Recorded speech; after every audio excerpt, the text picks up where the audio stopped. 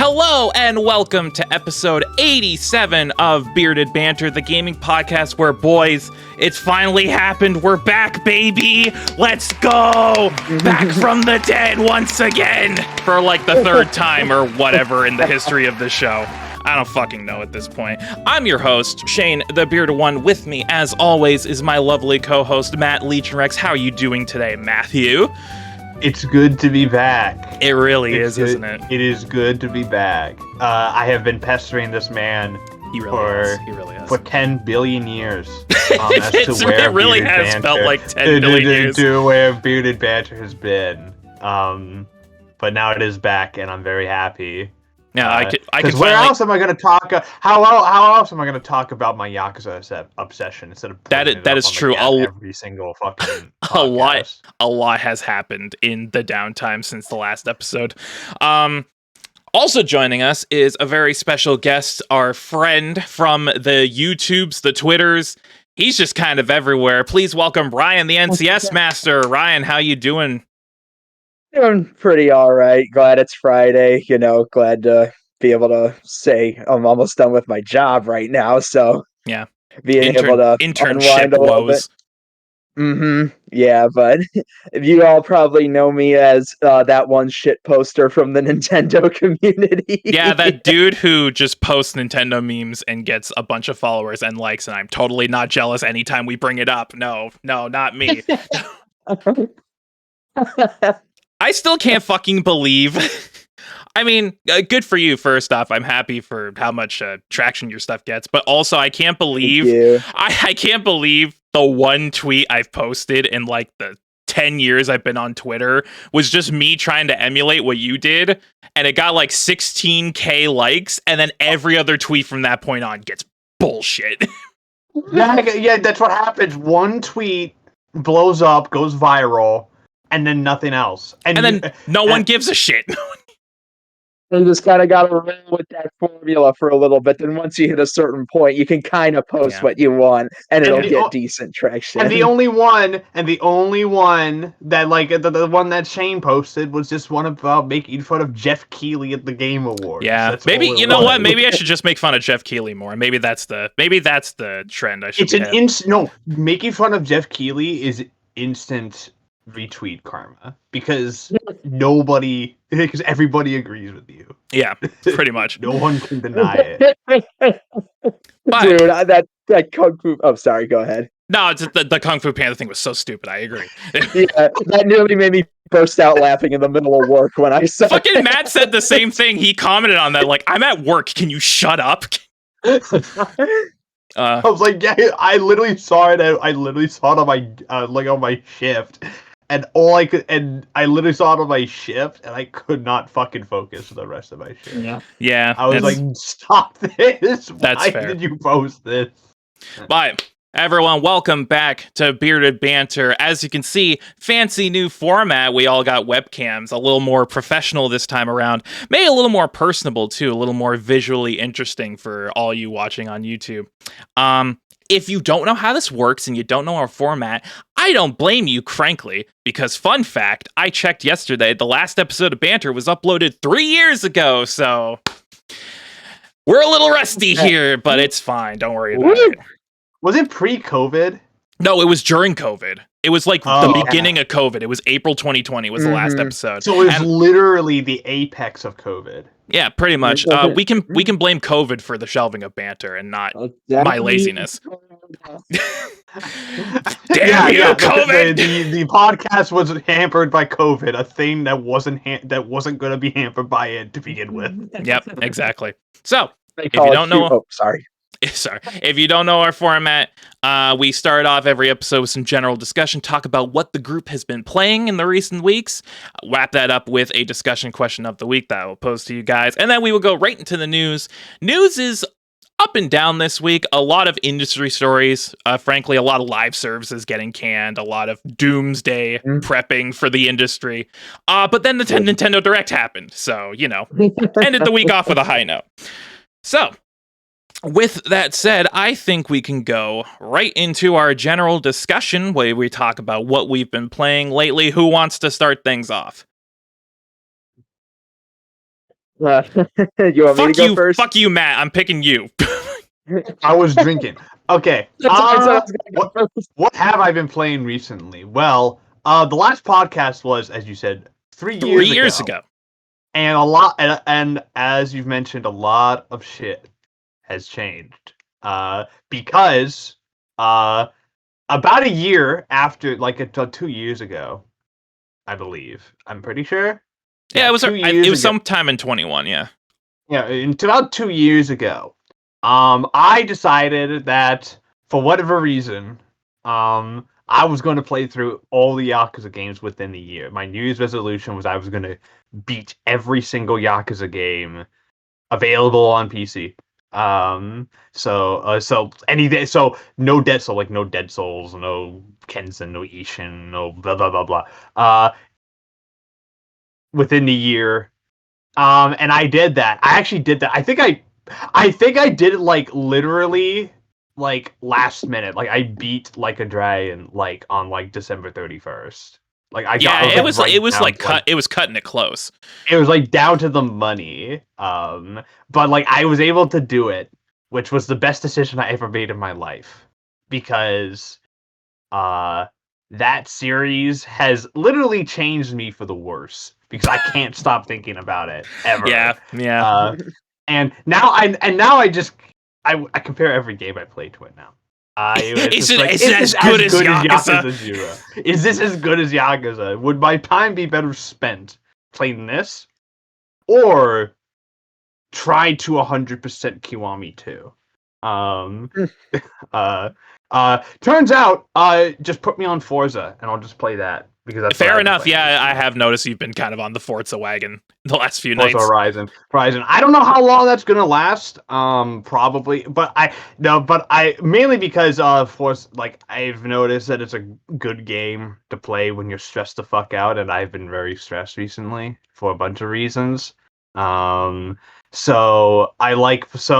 yeah, so that's fun to play, and then and then in prep for Ishin, I'm also playing I'm actually finally playing through Dead Souls. A little bit, not a little bit, because the PS3, because I use in a PS3 emulator and it's wonky. Oh yeah. It likes to crash, so I can only play like around 2 hours at a time, before it decides to shit itself. And the first thing I can tell you about Dead Souls is that this is actually the first game with in-engine cutscene in the series. Yeah. It wasn't 5; it was Dead Souls. So kind of an important game for that. It's also jank. Because it's trying to mix like Resi 4 style for third-person shooting controls with the Yakuza controls, and also arcade like House of the Dead shit. That sounds like a menagerie of fuck. It's kind of a mess. It's kind of a mess, but it's also kind of fun in a weird way, because Akiyama has like dual pistols and it's like doing fucking gun fu. Yeah, because he's like the coolest motherfucker alive. Like this is a serious crime drama, and I'm killing zombies in like the Matrix style shit. Oh, and there's like the heat actions are all like called snipe heat. And you basically just like, you basically shoot at like a specific thing, and you do the quick time event, and it blows up a bunch of zombies. Excellent. Like there's one that like it's called like it's you shoot at like an electrical vent, like an electrical thing, and it causes all the zombies to electrocute themselves. There's a bunch of like exploding barrels ones. I don't know how many there are. I know every character has their own like style of gun. Like Majima uses shotgun, so I can't wait to get to him. Yep. And I know Kiryu has like a fucking sniper rifle. Of course he does. That he somehow uses at close range for some reason. Yeah, that makes sense. Because that's how guns work. Yep, that's exactly how it works. That's how guns work. And then I also beat Legends Arceus, I was super late. Oh yeah, how was that? Super late on that one. I played it like a year after I got it because I'd been so busy. So I finally beat it 100%. And it's really good. If it works. Which sounds like a Pokemon game in the year of our Lord 2023. I have Scarlet and Violet. I haven't touched it yet. Same here. I haven't touched it yet, but I probably will soon. And I've waited for patches because I've seen how it runs. Apparently it still runs like shit, but I'll be fine with it because there's a monkey. And I can have a monkey. So that's the thing with Pokemon. It can run like shit, but it doesn't matter because I like the Pokemons. That's pretty much the general consensus. Yeah. I like the little creatures. And also, I actually, from what I have heard, is that Scarlet and Violet, when it runs, is like a genuine, like, kind of game changer for the series. So, I'm really excited to play it when I can play it. Which is almost never, because I am busy a lot. Because of the existential dread of everyday life. But yeah, literally. Scarlet and Violet, it's like damn near a wide public consensus that these are the best mainline games since Gen 5, but they run like garbage, which actual is trash. If they didn't run like a Bethesda game, they would be amazing. Yeah, pretty much. Just imagine the discourse when Starfield comes out, dude. I can't fucking Jesus Christ. Jesus Christ. It'll still get like 10s across the board. Just watch. Yep. Yeah, it will. I mean, Skyrim did, and it runs like shit. I like Skyrim though, so I can't say shit. Let's see. Mute that word. Mute that word. Mute that word. Mute video game. Mute. Well, if Twitter's around by then. Yeah, who knows? We're living day to day on Twitter, man. It's a conundrum. But anyway, this is why I need to get Twitch started. Yeah, Ryan, what have you been playing lately? So I haven't been playing a ton of games like all the way through, just because I've been busy with like work and stuff like that so much. But like when GVA NSO dropped, I sat down and played all of Super Mario Land 2. So that was a lot of not GBA, regular Game Boy. Yeah. I played all of Super Mario Land 2 for the first time, so that was really fun. Sam, they don't have the first one on there for Mario Land. That is pretty really weird. Fucking weird. It's probably just because 2 is universally considered to be the better game. Probably. So. You think they would have you think they have one there too? Because they have all 3. They have like every other Mario game available for. That's it for like the Nintendo Switch Online on already. Yeah. It's weird that Mario Land 1 is like the only one not there for some reason. It'll probably be there in due time. Yeah, but listen, shut up. You got Tetris. Yeah, I've also been sampling a few games lately. Like, I just bought and played the first couple levels of Pizza Tower, so that's really fun. Can we fucking talk about Pizza Tower? Because I have no idea what the fuck it is, and I'm frankly too afraid to ask. It is basically an indie interpretation of Wario Land. It's like an indie spiritual successor to Wario Land 4, effectively. Because literally everything I've seen from Pizza Tower is the most unhinged shit. Yeah, basically the way I thought of it, imagine if you took Wario Land 4 and combined it with the unhinged chaos energy of Ren and Stimpy. And that feels like what it is. Excellent. I literally, I've been existing in this world in the year of our Lord 2023, and everyone's talking about Pizza Tower. I'm like, what the fuck is Pizza Tower? And I look it up, and my eyes don't know what they're perceiving. Yes, it is insanity, the vibes that game gets off. But I haven't played a ton of the games, but I've been going on a massive physical 3DS purchasing spree just before the eShop closes down. I've like damn near doubled my physical 3DS collection in the past few months. And a game I played a little bit of there was Mario Golf World Tour. Really enjoying that, you know. Is that one of the good ones? Are great. Is that one of the good ones? Because I've heard a lot of mixed things about the recent sports games. Yeah, the Switch golf one is kind of mixed, but many people agree World Tour is like either the second or best one out of all of them. Like it's a really good one. Cool. Like, not much to it, but hey, fun golf game. Hey, it works. That isn't just some announcer going, and we see a tricky bit of putting a little bit here. He's getting out his wedge to figure out this sand pit here. I wonder how. Instead, you get to play as Waluigi and kick the shit out of people while playing golf, which is great. Excellent. That's the game I want to play.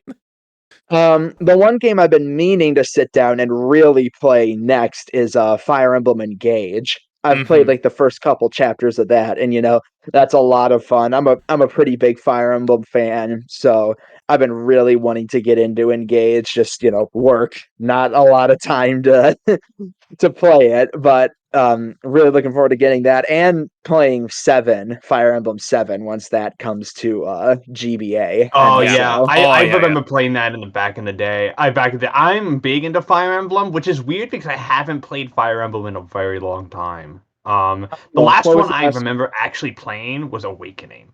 Awakening. Yeah. Because when I played Fire Emblem, it was GBA, the Wii, the DS. And I played Awakening, loved it. Haven't touched it since. I didn't touch Fates. I didn't touch Three Houses. I didn't touch the rest of them. So I want to play Three Houses, but and I do want to play Engage, but I haven't played Fire Emblem in a while. I think the reason as to why is because those games are long and they make me stressed and frustrated. I love games like those, but unfortunately, I don't like it when my favorite character dies. So fair enough. Soft restart. Well, you could pick the non-permadeath mode now, so that's gonna be not good. A bitch. He really just spitting facts out here. Hey.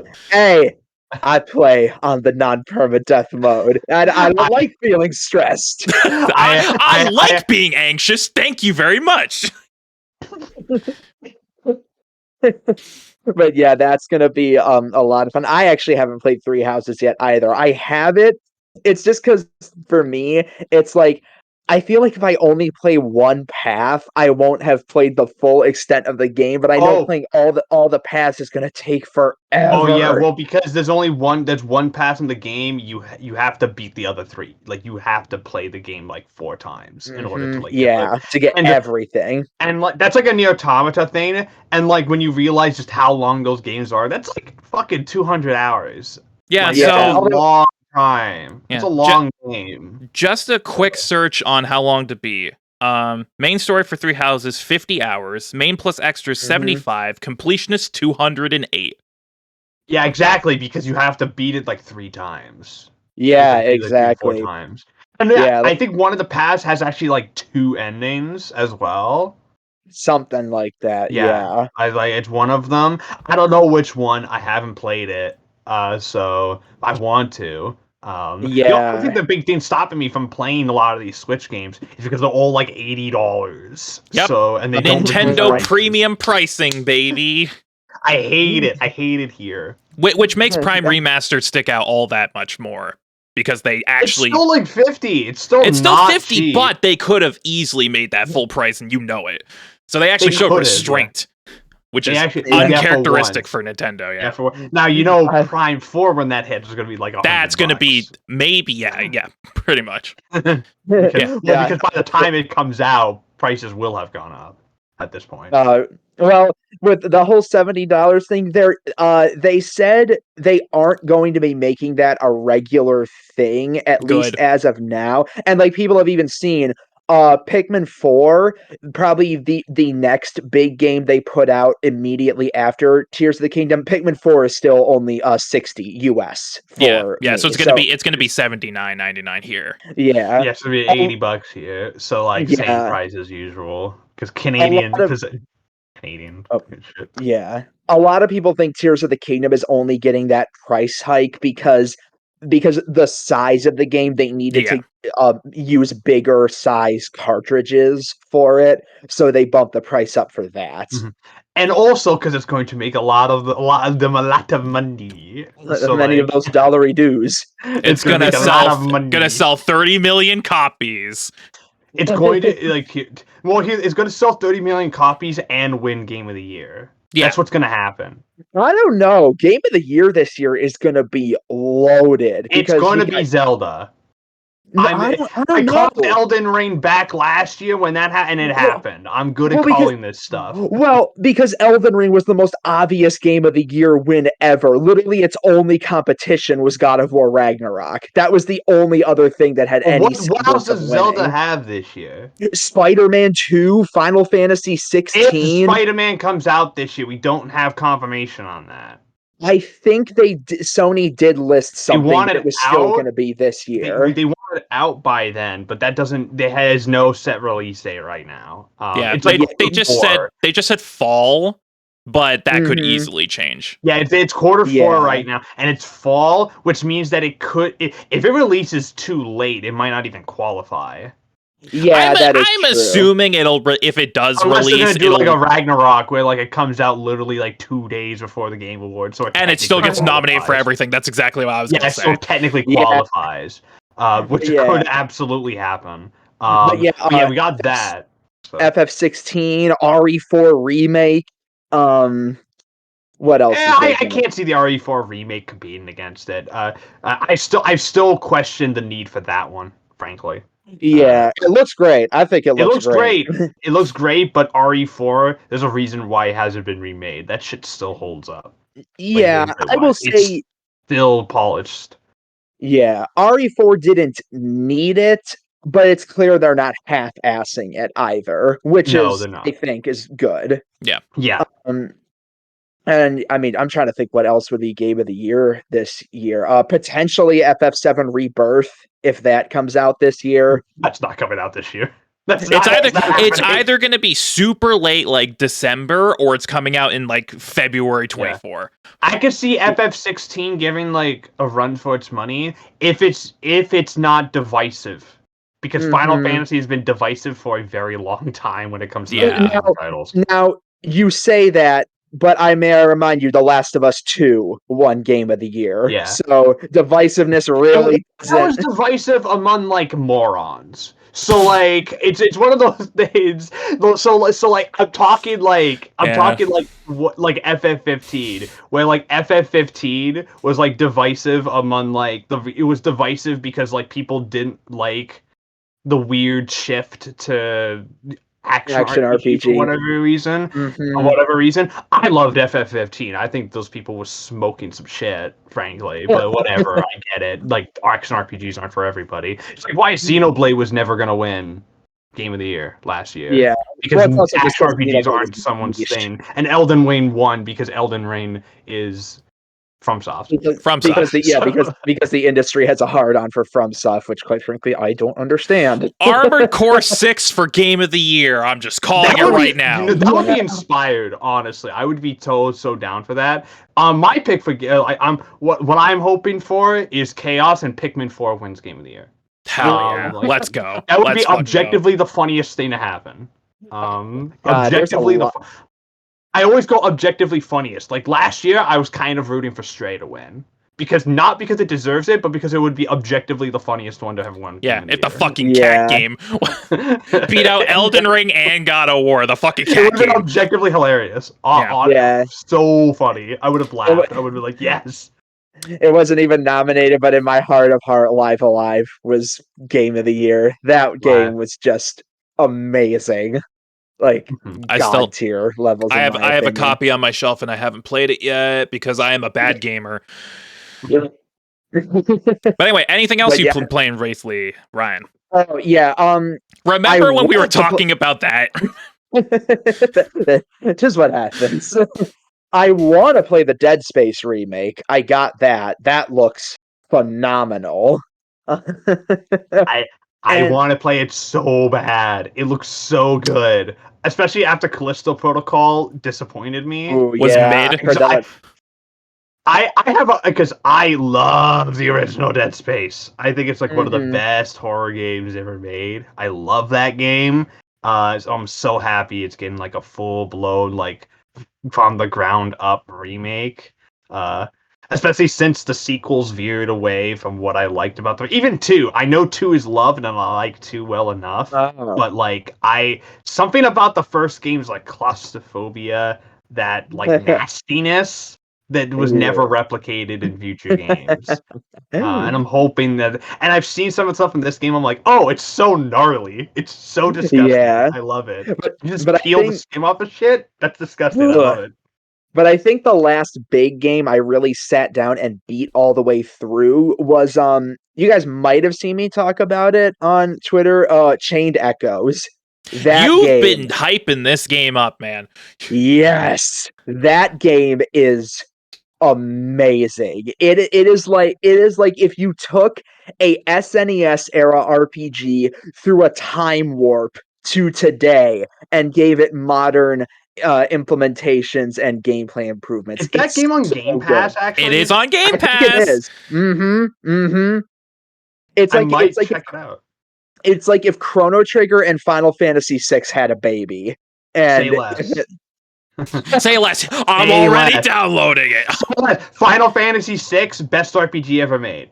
So Chrono Trigger, but you know, you say tomato, I say tomato. You know, two sides of the same coin, really.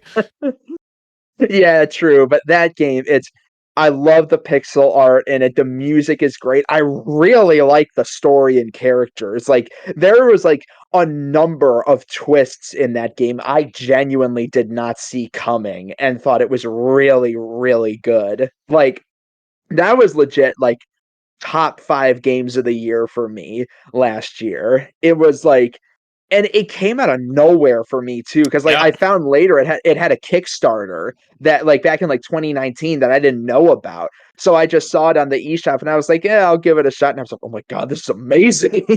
Yeah, I remember seeing it when it came to Game Pass because it was a day one Game Pass game. I'm like, you know what? This looks sick as shit. And I downloaded it. Didn't play it, obviously.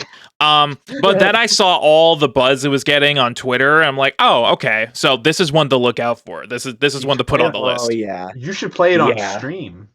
That's a great idea. Excellent idea, Matt. Oh, yeah. Not next week, but who knows? I don't think you're going to. Who knows? It could. You never know. I'm unpredictable, baby. Well, who knows what you're doing next week outside of Sonic Spinball? Yeah, fucking Sonic Spinball.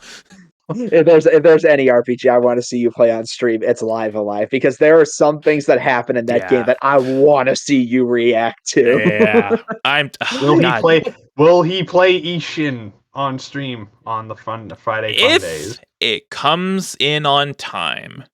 Because I know it releases on the Tuesday, but at this point, it's a toss-up. Oh yeah, will Canada Post? Will Canada Post come through? Here's a spoiler: they fucking won't. They never do. Because remember when you ordered Super Mario 3D World plus Bowser's Fury, and it just never showed up. Never came in. Never showed up. Did it? Not only did it never show up, it said that it delivered. No, it's like, okay, so I pre-ordered that on Amazon in like September, and it came out the next February. So that's like 5 months right there. Went out for delivery, never showed up. Literally, it never showed up. To this day, it never showed up. Oh my god. I got a full refund and everything, but still, like... Okay. It was stupid, so I just downloaded it on the eShop. They just forget. My theory is that they never shipped it. They forgot your pre-order, and they just that or the thing I've noticed that's more noticeable, more what's the word I'm looking for? More likely, reoccurring. Thank you. More reoccurring with Amazon in particular is that they'll put it out, they'll say it's out for delivery, they'll deliver it to the wrong house. Oh yeah. And then, of course, people are assholes and don't say anything, so they're like, ooh, free package. Yeah, I'm going through some... Oh, sorry. I had an issue with a package before. It wasn't for games, it was for anime, because I'm a fucking weeb. Loser. But I ordered a bunch of shit from Sentai, and they... I remember this. And fucking, I was downstairs waiting for... Like, I was like, downstairs, like...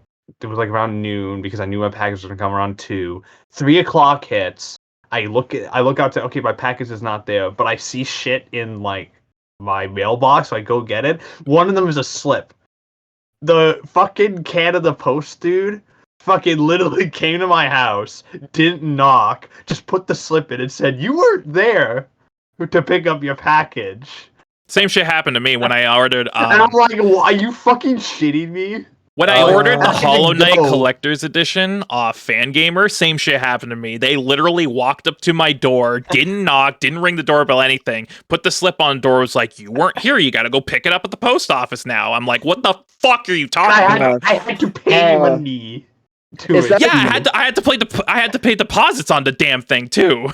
Is that just like a Canada Post thing? Because at least for me, anytime I've ordered a game, they either just drop it on my doorstep or in the mailbox. They never like. It's very specific things I've noticed. It's like big I think it might box be a Canada items. Post thing because we have a law in place, like in our like federal government, that like prevents that the post can't like just leave something there.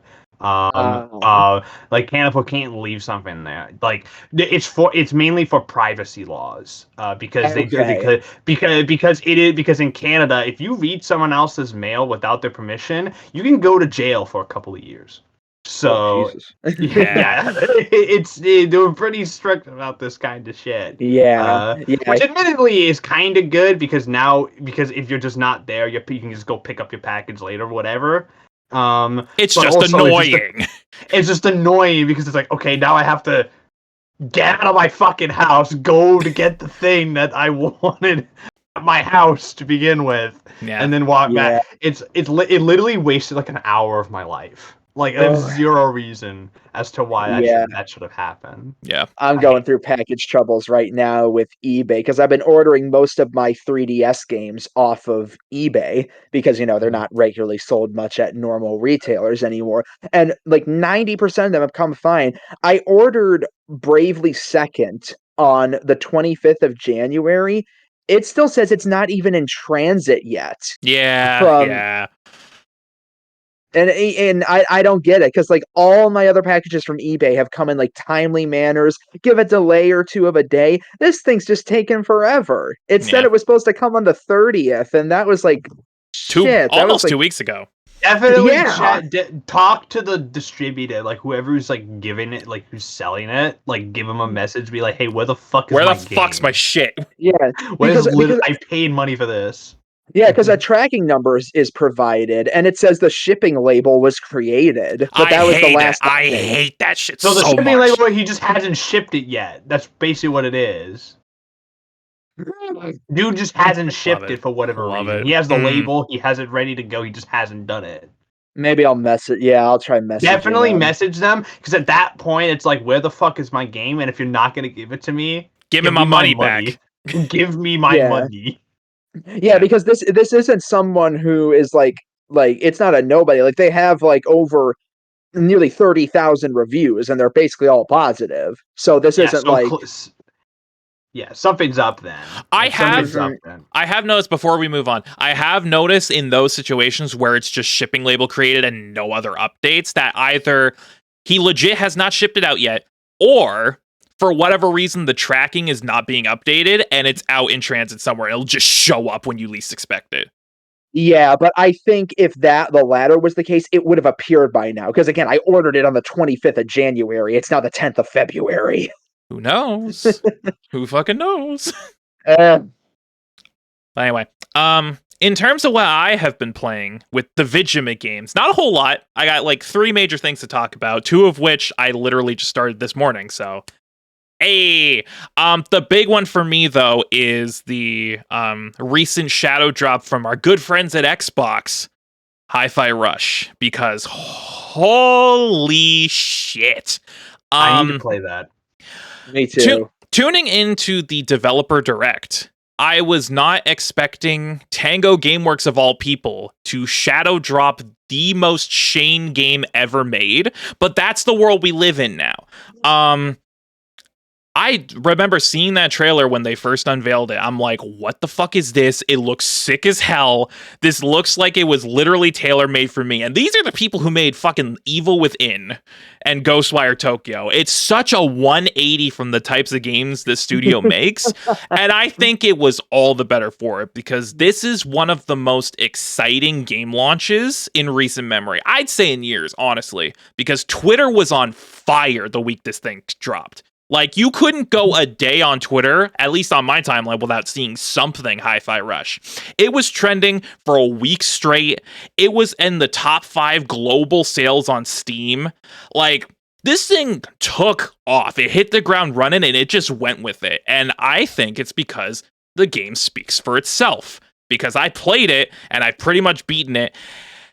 And if this isn't in my top 5 at the end of the year, frankly, something is wrong with me, because this game is fucking amazing. Like, 2023 just ends up being that good. It's right. Honestly, we're on a trajectory here. From the get-go, this game makes itself abundantly clear. It is a video game-ass video game. It is here to sit you down, have fun for 10 to 12 hours. Don't overstay its welcome, and then it's gone.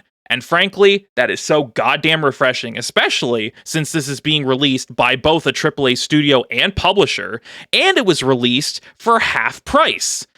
It's a budget title. Like, what? What fucking world do we live in now? Like, I'm so confused, but it's all the better for it, because the quality of the game is just so astronomically high. It is so polished. It looks incredible. The soundtrack is amazing, especially the licensed tracks they got for Boss Battles fucking whip. I am now a fan of The Prodigy because of this goddamn game. Have you not listened to them before? I did not listen to much, if any, of their music before, and then Invaders Must Die started playing in that fucking lunchroom scene. I'm like, I'm gonna listen to all of your shit now, because you fucking rock. All of their stuff is on Spotify. Yeah, just go look it up. Yeah. Is AC/DC or Metallica in there? Unfortunately, not. It's a lot of, like, I wouldn't say indie stuff, but it's a lot of grunge, like 9 Inch Nails, Prodigy, Black Keys, stuff like that. Nice to see 9 Inch Nails there. Nice to see 9 Inch Nails there, because I'm big, and I love the big into them. Trent and Mr. Reznor and crew. So yeah, but nice. Got everything about the game just screams quality, and frankly, I would expect it from a studio like Tango Gameworks, who is renowned for especially the stuff they've output in the last decade. Ghostwire Tokyo withstanding, because that got very middling reception, but I still want to play it. It still looks cool as hell to me. I haven't played it. I've heard decent things from people I trust. Come to Game Pass in March, so. Oh, nice. Yeah, because Xbox owns them now, so. Yeah. Microsoft was like, yoink, we bought you. But yeah, game's amazing. It's obviously, it wears its inspirations loud and proud on its sleeve. It's so many different things, too, that it's taking from. Sunset Overdrive, Jet Set Radio, Beautiful Joe, Devil May Cry. It's got some platformer stuff in there. It's got a bunch of pop culture references. It's actually funny. Crazy. The dialogue isn't cringe, unlike some games that came out around the same time. Forspoken. It's like same brainwave. Me browsing Twitter, where it's like, literally, I think Forspoken came out the day before the Shadow dropped, and then this dropped, and it's like, why is everyone complaining about Forspoken having cringe dialogue, but everyone seems fine with Hi-Fi Rush? That's because of tone, motherfucker. That's because from the get-go, Square Enix marketed Forspoken as a more realistic, grounded fantasy game, maybe even dark fantasy with the way they were displaying it. And then the MCU quips started showing up, and people got tonal whiplash, because it's like, what the fuck? This is not what I expected this game to be. Meanwhile, Hi-Fi Rush, it's so abundantly clear what it is from the get-go. So anyone on Twitter who's still talking about that, shut the fuck up, please. I mean, visually, it literally just looks like a Nickelodeon cartoon. Yeah, it's literally Saturday morning cartoon is the moniker a lot of people use, and yeah, pretty much. Honestly, if they make a show out of this, I'd be right there. I'd be watching every fucking week. Make it a Netflix anime. I'm just saying.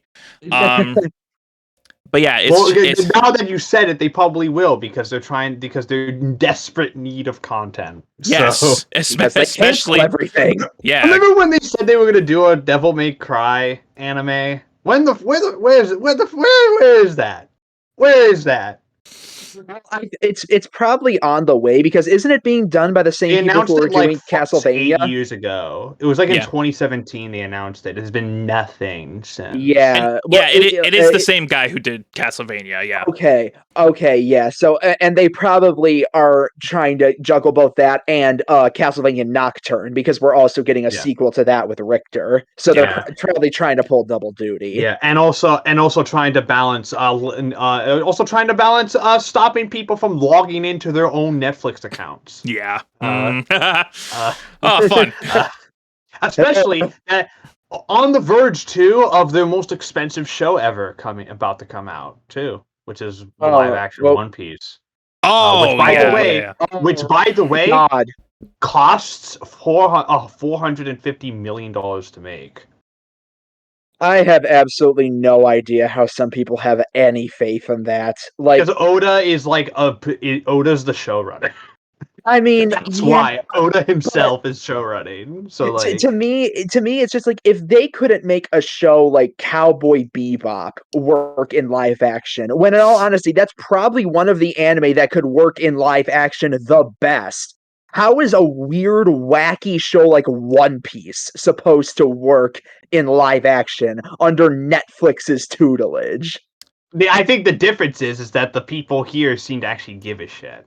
Like from what I've been seeing. I mean, when they go out of their way to actually build the ships themselves and actually shoot on them as practical sets, I feel like this is on a different level. But again, there's definitely a different level here because the problem with Bebop was not that it was bad for a variety of reasons, but part of the big thing was that like it was shot on like those weren't sets. That was like green screen shit. Mm-hmm. It was all it was made on the cheap. The Bebop, from what I understand, it didn't cost that much. They made it on the cheap. Yeah, and you can definitely tell.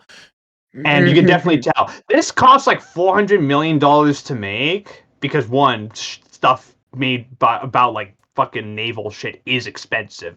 Shooting at sea is expensive and always has been. But also, like, you can, like, already from the stuff we've seen, from the stuff they've showed, visually it already looks like a step up from other stuff they've done. And and I think the other thing going in its favor is that the casting is like actually great. From what I understand, from what I've been told, Rogers Base, who is one of the big One Piece YouTuber guys, he went to set and he talked to the showrunners, and apparently, they basically had to get approval on Oda for everything. And Oda basically if Oda said no, they couldn't do it. They couldn't do. Okay. Oda had to be on set with and obviously Oda couldn't be on set for everything because of COVID, and they were shooting through like COVID restrictions. And since he's in Japan, like he can't, and he has to. And of course, he's writing a manga. He's writing peak fiction every week or every other week. Fiction, so he can't be on there all the time. So from what he was told, and from what he talked about, because he got to meet the actor who plays Luffy as well, is that when the audition process happened, they basically had to go through Oda. He had to approve their casting, and he also had to he also had to approve every single script. And the reason why I am personally have faith is because I actually read the script for the first episode because it leaked a while ago. Yeah, that leaked a while ago. Remember that. Yeah. And it's really fucking good. It's really good. It's basically as accurate as you can get. With the only changes made done to just streamline. Okay. So if anything, this will probably be better than Bebop. The only obviously, yes, I'm worried because I'm more worried less about the wacky tone and more just Luffy's powers because stretching abilities are very fucking hard to do with CGI and always have been. So I'm wondering how that's going to look at. That's going to make or break a lot of this. If they nail that, we are probably good because the cast is solid and the people working on it are solid. Yeah, I mean, I'll admit a lot of my distaste for it also just comes from the fact that I'm just so tired of oh, it's live action, so more people will watch it because animation is only kiddie stuff. It's like, shut up. Yeah, please stop. That's definitely talking. annoying. Please stop talking. Yeah. Yes. Yeah, but Hi-Fi Rush is what we were talking about. These tangents. These tangents, man. It's good to be back.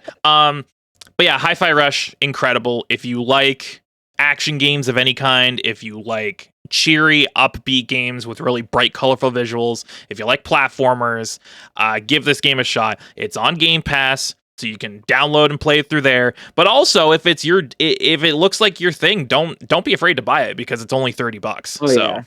Yeah, I want to play it just because I think the only reason I haven't yet is because the only way I have to play it is on Steam, and I really don't play on PC that much anymore. Yeah.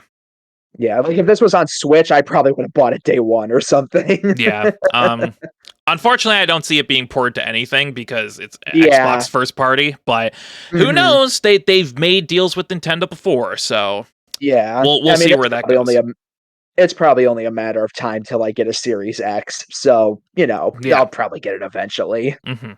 Yeah, but go play that. Other things I've been playing. Brian talked about it a little bit earlier. I've been dabbling in the Game Boy Switch Online stuff, mainly the GBA side. Even though there's only 6 games, which whatever. 2 main games that I tried out. One, WarioWare. Because this is the OG WarioWare. This is where it all started, and that game still holds up today. I honestly still think the concept of micro games is brilliant because we were talking about things that give you anxiety earlier. If you want just full blown anxiety in video game form, play fucking WarioWare because I was having a panic attack trying to fucking play that game this morning. It's so chaotic. But it's dope. It's just pure, unadulterated fun, and that's all it needs to be. Game made by gremlins. Pretty much. It's literally a game made for freaks, and I am in fact a freak. And then the other one I was dabbling in, which I've never played before, and I'm going to get a lot of flack for this, Mario & Luigi Superstar Saga. How have you not played Superstar Saga? Because I got a GBA like 6 months before I got a DS. And I just never populated the GBA library in that time until I got the DS. And I know it's got a Game Boy player in it. Shut up. But I just never got around to playing Superstar Saga. I did play Dream Team on the 3DS. And Is that the only one you've played? Only one I've played. So I haven't played. No Bowser's Inside Story. No Bowser's Inside Story. No Partners in Time. I've only played Dream Team. Okay, but Partners in Time Bowser's Inside Story. Yeah, play Bowser's Inside Story. I know. Yeah. But yeah, so I've never played Superstar Saga before. Literally just started it, but the thing that sticks out the most about the Mario and Luigi games is its charm. And it's really fucking charming. I love seeing these characters just not being like cardboard cutouts. Like they actually have character to them. Other than, wahoo, hit block. But yeah, I love it so far, and I still think, obviously I played Dream Team, so I know what the combat is like. I still think the combat is really intuitive and really fleshed out. Really different from a lot of other RPGs of its kind, too, because it has the action command stuff from Paper Mario, but then that also is on the side of defending, and I know that was in Paper Mario, but in the Mario and Luigi games, it's more so platforming that is defensive in this case because you're actually using jumps and stuff to dodge enemy attacks, and I think that's really cool. It really shakes things up a bit. It makes it a little more unique than other RPGs of its kind. And the charm is just infectious. Like it's so goofy, and I also love seeing them do more than just Bowser kidnap Peach. They're actually like expanding the lore and the world building of the Mushroom Kingdom, because in this one in particular, it's a rival kingdom that's invading, like the Bean Kingdom, and I think that's really cool because a lot of the time in the Mushroom Kingdom, it's just the Mushroom Kingdom. That's all they really focus on. Whereas obviously, you know, logically speaking, you would think there would be other kingdoms out there. So it's nice to see them go in a direction where they actually show more of the world and the people who inhabited it. And these bean goblin things are just weird as shit, and I love them. Well, they're just weird little dudes, and it's great.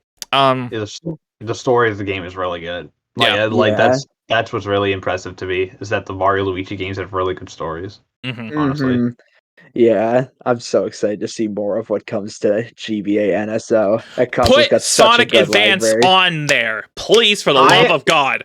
I know Golden Sun is coming. That's the big one for me. I'm so happy that's coming. Here. But the big disappointment for me is that no Pokemon on either OG Game Boy or Game Boy Advance. None of them. Which I think is really fucking weird, honestly. It may come eventually because OG Game Boy does have the Pokemon trading card game coming. So that's the one exception. Yeah, it does, and we're also gonna get Oracle Seasons and Oracle of Ages, and you'll be able to, and you will be able apparently to connect them, like to get like all the because I learned actually that at least on the GBA side of things, a lot of the online stuff is used through link cable, so I would assume it's the same in the Game Boy side of things too. It's like similar to that. It's similar to that. So I'm thinking the reason why we don't have Pokemon yet is because they're trying to get that shit set up. Because a lot of that is through link cable and trading and stuff like that. Because the having Pokemon on it would be mostly for my girlfriend, because she is very much an old school Pokemon fan, more so than the newer stuff. And if she had Crystal again, there we go. Like that would be great to have. Or fucking Emerald, please. Having Emerald on there would be great. But it's a little weird they're not there as like the starter games. I think it's a little weird. I think it's especially since like those were like, when you think of the Game Boy and Game Boy Advance, like Pokemon is probably one of the first thing, if not the first thing you think of, because they are they were like the definitive things for the Nintendo handheld for years. We're probably going to see a lot more come over time, because the upcoming library for both is actually pretty small right now. Like the only ones confirmed, I have them both up right here. The only ones confirmed for OG Game Boy right now are both of the Oracle games, Pokemon Trading Card and Kirby Tilt and Tumble. And for Advance, it's Metroid Fusion, Kirby and the Amazing Mirror, which that could be really fun if they give baby online 4-player with that. That would be amazing. Fire Emblem, Blazing Sword, F-Zero Maximum Velocity, and Golden Sun. So they're pretty small lists right now, but we're almost certainly going to see more. Like Golden Sun: The Lost Age is probably for sure a thing. I don't know about the chances of Sonic Advance, though, unfortunately, Shane, because the problem is, outside of Japan, at least in North America, the games weren't published by Sega. They were published by THQ. So the rights for those are a mess. That's why they were on the Wii U eShop, but not the North American in Japan, eShop. Only in Japan. It's because Sega didn't publish them outside Japan. I mean, they could still probably get some deal up. I don't know. Like it depends on like how they're able to do it. I know. I'm happy for Metroid Fusion. Yes. Fusion is so good, and it's so good. Yeah, Zero Mission will also undoubtedly come in due time. Zero Mission Zero Mission will definitely show up there too. I'm happy that they have Mario 3 on the GBA there. Yeah, Advance 4 because they got the EV. Specifically because they got the EV levels. Yeah. And that to me is the big selling point because I had that game on GBA and I never played the e-reader levels because I didn't know what the fucking e-reader was. So Yeah. so I'll finally get to play those after.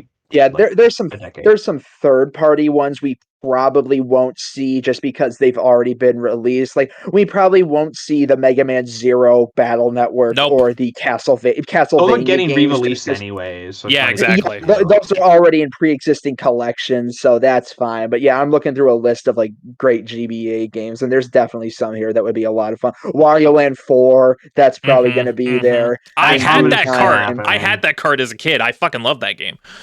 Oh, nice. If they want to work out with Square, Kingdom Hearts Chain of Memories. Shut up. And we're moving on. No, sure. Okay, why play Chain of Memories when you can just skip it? Exactly.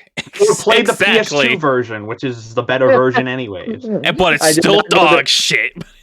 I did not know there was Chain of Memories hostility in this chat. I don't hate it as that much. game.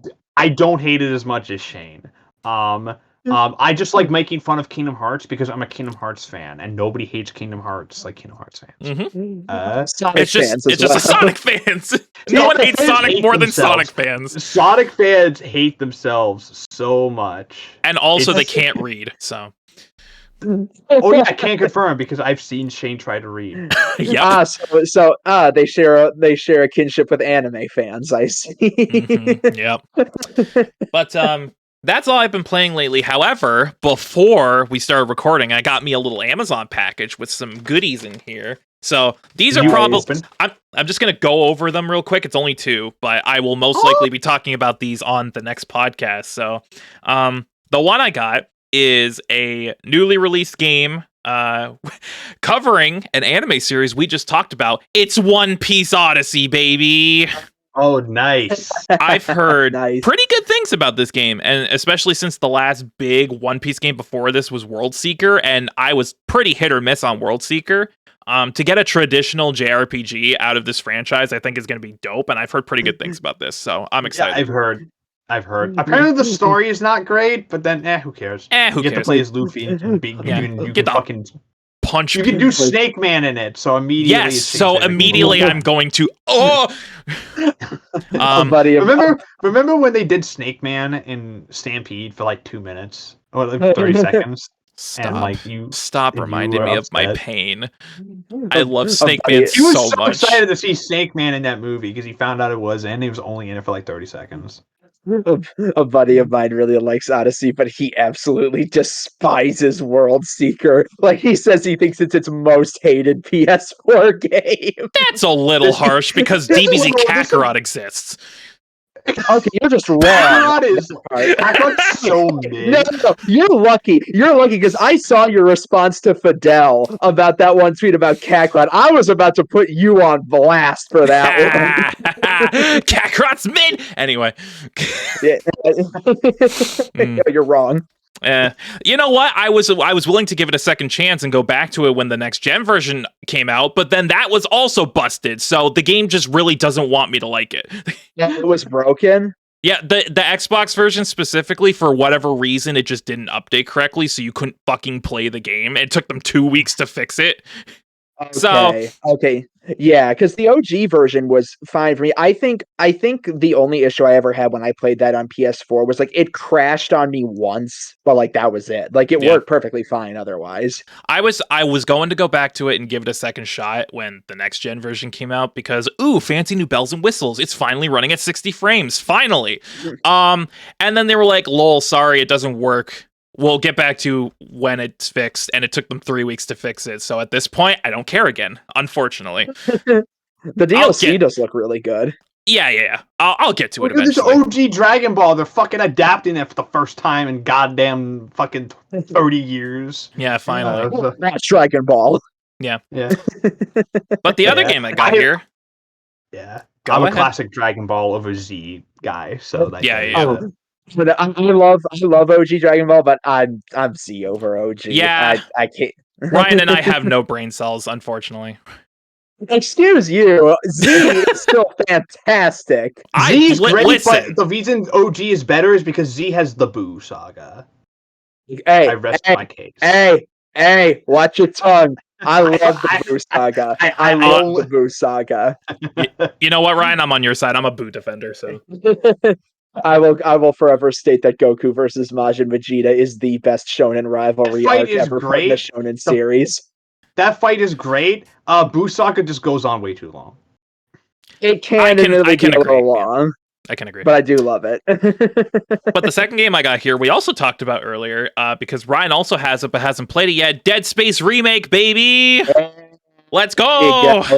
Nice. I am most excited for this because I have heard nothing but incredible things about this. It's being touted as one of the best remakes ever. So, and I'm with Matt. I love that original Dead Space. I played it, 8 years ago at this point. And I'm not a horror guy. I'm a little baby bitch. So Dead Space really sunk its teeth into me because it was one of the few horror games that I actually completed from start to finish. And I'm really excited for this. So. Yeah, it's funny because I drew a comparison when Matt McMuscles talked about it on Twitter. Everybody replied to me like, "Oh God, you're right." I said, the whole situation with the Callisto Protocol, because as Matt mentioned earlier, and everyone was really disappointed by that. Callisto Protocol really is just Mighty Number 9 in retrospective, isn't it? OG creator goes off to make a spiritual successor that ends up being mid as hell, and then the original company puts out the original series revived, and everyone loves it.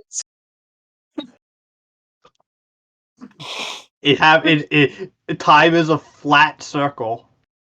Time's a flat history circle. really does repeat itself, huh? I think it killed Shane. Yeah, I'm gonna go. Nothing has changed. Time is a flat circle. Yep. Everything is pointless. With that said, though, I think we can finally wrap up our general discussion with the discussion question of the week, where I pose a question to these lovely folks to get their opinions on it. Guys, it's New Year. It's February. We're still relatively early in 2023, so very simple discussion question this time. What's your game of the year so far? And if you haven't played a 2023 game yet, I will also accept what your game of the year for last year was. Well, my game of the year last year was Elden Ring. So that would count because I haven't played any new games. I haven't played any game that came out this year. I feel like once I play it, my game of the year will probably be Hi-Fi Rush for this upcoming. Although, actually, no, it'll be Ishin. Let's not kid ourselves, Matt. Let's not kid ourselves. It'll be Ishin. But unless Ishin somehow turns out to be bad, or not as great, for some reason, which no, it won't. It will be fine. But yeah, I think last year my game of the year was Elden Ring. So. For me, I mentioned my game of the year last year was Live Alive. Yep. I absolutely adore that game to pieces. Like, legit one of my favorite RPGs of all time now. And we're very early into the year. We're not even halfway through February, so there's not a ton of the field to pull from. But I would say of games that have come out, knowing what I would enjoy and what I've seen of them, I'd probably say as of now, Dead Space Remake is probably what I would label game of the year if the field closed now. But of course, there's so much coming out throughout the course of this next year. What I'm looking forward to, I'm gonna adore Spider-Man 2 and FF16. Those are probably my two most excited games of the year so far. What I'm really, really looking forward to. Yeah, I think definitely with that, obviously, and of course, Returnal hits PC next week. Yes. It does. Finally. Finally, and I'm really excited for that. And I'm really excited for that. And then I know that there's a bunch of shit going on with it. But I'm excited for Atomic Heart. So yeah, me too, actually. Yes, yeah. That game. I know there's a bunch of shit going on with it, in terms of who funded it and shit. And I think that's definitely worth taking into consideration. But if the game is good, then I'll be fine with it. Yeah. Yeah, just just go ahead and buy the game. I think all of that is It's on Game Pass. I'll just play it there. It's gonna be so Game Pass massively game. overblown. It's just like, God, drama like that. I just hate when game drama gets to that point. Like, I could live a happy man on social media if I never have to hear the name Hogwarts Legacy ever again. Unfortunate for you, Ryan, because we will be covering that in news later. So, oh boy, I have opinions. So I have many opinions. Damn you! Real unfortunate that you had to sign up for this. You could have said no. But yeah. In terms of what I got, obviously I just talked about it. This year so far, Hi-Fi Rush is the standout. Like, that game was tailor-made for me in every conceivable way, and the quality of it speaks for itself. In terms of Game of the Year for 2022, Ryan already knows what I'm going to say. Matt, you probably already know what I'm going to say as well. It was fucking Sonic Frontiers, baby, because it was actually good. It was a good 3D Sonic game released in the year of our Lord. That's it, baby. It was a good Sonic. It was a good 3D Sonic game. Yep. That alone is a miracle. That was my silver medal for last year. I loved Frontiers. Remember how the last one we had was Forces? Well, it's been great talking to you guys. I'll see you later. Frontiers is so damn good. I love that game. So good. It's like, I cannot wait for the updates this year. I cannot wait to see what those bring. It's honestly not even just the fact that they managed to make a good 3D Sonic game. It's everything about it. They adapted the formula well to an open world. The combat is actually good and fun, and the upgrade tree gives you a lot of options in combat to make it flashy and fun stuff. The story is the standout to me, and I never thought I would say that about a fucking Sonic game in my life, but this is what happens when you have Ian Flynn write your goddamn game for you. Yep. Man knows what he's fucking doing. He actually made these characters likable, fleshed out, three-dimensional, interesting again. They're not literally just one-dimensional pieces of paper that they slapped on the screen. It's insane. I cannot wait to see what he does with Shadow. I cannot wait. Oh god. Especially, honestly, if Ian Flynn writing Shadow without any regulations behind it is going to be incredible. And I know that in the IDW run, there's a lot of restrictions, especially when it comes to Shadow. And that's why Shadow in that run is, but that's not the fault of Ian Flynn. That's the fault of Sega having a stick up their ass. Yes. Which is weird because we've got. Do you think you'll have restrictions for Frontiers or no? When it comes to Shadow or no? It depends. I don't think Shadow's going to show up in Frontiers, but the next mainline game, they're definitely bringing Flynn back. If they put Shadow in there, I think that's Shadow's time to shine again. Finally, people have talked about how in Frontiers they say Tails is going to go off and do his own thing. So people have said, the main circle next time could focus around like Sonic, Amy, and Shadow. Like that could be the cool main dynamic for the next game. Yeah. At long last, the long-awaited sequel to Shadow the Hedgehog will be the next game. That's all I've ever wanted. It's all I've ever wanted. Janky gun mechanics have returned in full force. Hell yeah. They should have given us. I don't know. No, you just shoot and hopefully it hits. We just got to Silver the Hedgehog when.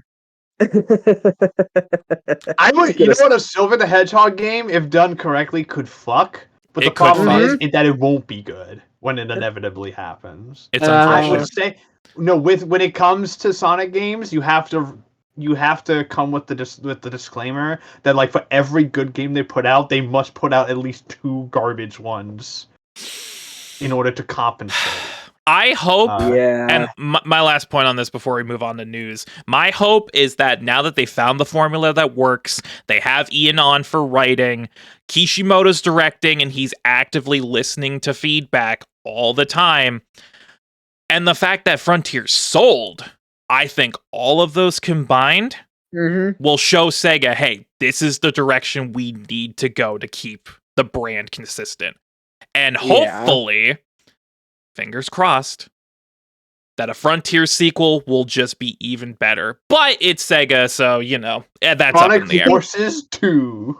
I think Sega really just needs to give them enough time because that's the main thing. Like I wouldn't say. Sorry. Can I just go? No, go ahead. Go ahead. Yeah, I was just gonna. I don't think the time problem hits Sonic as hard as it does Pokemon because Pokemon, it's bad. They need to give that series more time. But Sonic, it's like Frontiers is good. It's really good, but I feel like maybe a little bit more time in the oven could have helped it some. Absolutely. It was a little buggy at launch, from what I understand. It was a little bit of bugs. Yeah. And I know why Pokemon is rushed out, because like Pokemon isn't just a game series at this point. Yes. It's a multimedia franchise, baby. In fact, exactly. That's why the reason Ash is leaving the anime is because the anime finally couldn't keep up. Yes. Yeah, because the anime is why Ash is leaving, makers. because they're completely restructuring how the Pokemon anime works. Which, honestly, thank God, that's maybe the most interested I've been in the anime for like a decade. Like, the anime's been good for a while, too. So, like, this is a good chance. Go watch Pokemon Journeys if you haven't, because it's actually, like, really fucking good. Like, it's, like, I wouldn't be shocked if, like, when they come back for Gen 9 with the new main female character, who, interestingly enough, a lot of people think there's a chance she could be Ash's daughter. That would be cool. Some hints, because like apparently on the Japanese website, she doesn't like to mention her last name. Which, when it comes to anime, that's a big hint that someone's related to somebody. That is a big hint. That's a big hint. And because I think they're restructuring the anime, because I'm pretty sure it's seasonal now. It's not going to be ongoing. No, thank it's going to be a seasonal. Well, because the anime industry is fucking crumbling. Yep, that's it's on fire. Why. Everything is fine, and everything's exploding in the background. Yeah, which is kind of surprising it took that long, because most shonen, like honestly every shonen except for like Black Clover for some reason, Boruto, seasonal. Boruto, yeah, which that's probably an even worse example than Black Clover. And One Piece are literally the two big ones that are. Black Clover's on hiatus; it's not airing anymore. Exactly. One Piece at least has the legacy excuse. One Piece got its fucking production shit together. Well, it got its production because Toei's unionized. Yes, they can actually afford to do it. Boruto can't, because it's Perot, and it'll have some episodes that look really fucking good, but then a lot that don't. So like it's very inconsistent. Thank you, Toei. When it comes back, put One Piece on hiatus so everybody can go on to Dragon Ball Super, to give Dragon Ball Super that level of animation. I think they're different teams, though, right? Like I'm pretty sure they are. Yeah. Yeah, Shane, the ones that did Super never worked on One Piece. The Dragon Quest people were the people that did Super. I see. Because imagine in a new Super the same level of quality as Adventure Die. Which Holy shit! They can do it. They can absolutely do it. They can have both of them run at the same time. And the difference is that also. Important to note is that One Piece in Super in Japan are actually targeting different audiences. One Piece is aimed towards like young teens. Super was aimed at kids in Japan. Really? Was aimed. That's why everything was like more there wasn't like a lot. There was like no blood. There's no blood. Yeah. Yeah. It was aimed at like 6 and 7-year-olds in Japan. It was aimed at young kids.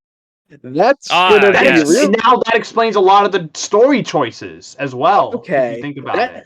That's going to be very awkward, considering there is a scene in the Moro arc where Moro literally drives his hand right through Goku's chest. Yeah, okay. Obviously, what is considered okay for Japan in terms of what's considered for kids is different. Obviously. Like Attack on Titan's a shonen, so like that already should tell you everything you need to know. But clearly what will happen is it'll happen just without blood. Yeah. It's just his hand phases through his chest. And also, American kids cartoons are able to get away with more now. Like I watched, Shane just watched Legend of Korra for the first time, and there's some there's some shit in that show. Korra definitely got Korra definitely got away with some stuff, but yeah, I do see what you mean. So honestly, for me, it's just please Dragon Ball Super come back. It'd be great. I can't wait for that to come back. Yeah. Or it's just the third movie whenever that comes out. In like Dragon 3 or Ball 4 years. Superhero, Superman. Dragon Ball Super Saiyan. Okay. Superhero was I'm really having good, a though. Super Dragon Ball Super. I'm having a stroke. I'm having a fucking aneurysm.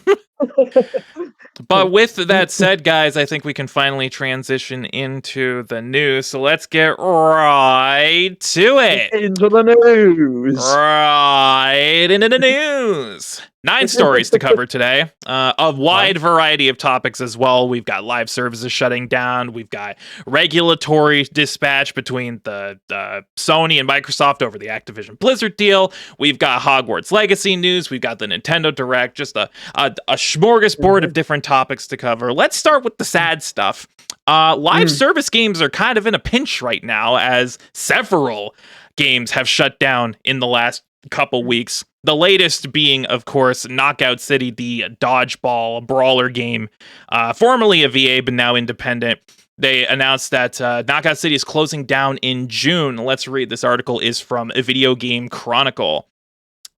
Velan Studios has announced its plans to close its live service action game Knockout City in June. The cross-platform dodgeball game was released in May 2021 under the EA Originals publishing label before Velan, who also developed Mario Kart Live Home Circuit, the fucking ARG Mario Kart game for the Switch, took over publishing duties and made it free to play last year.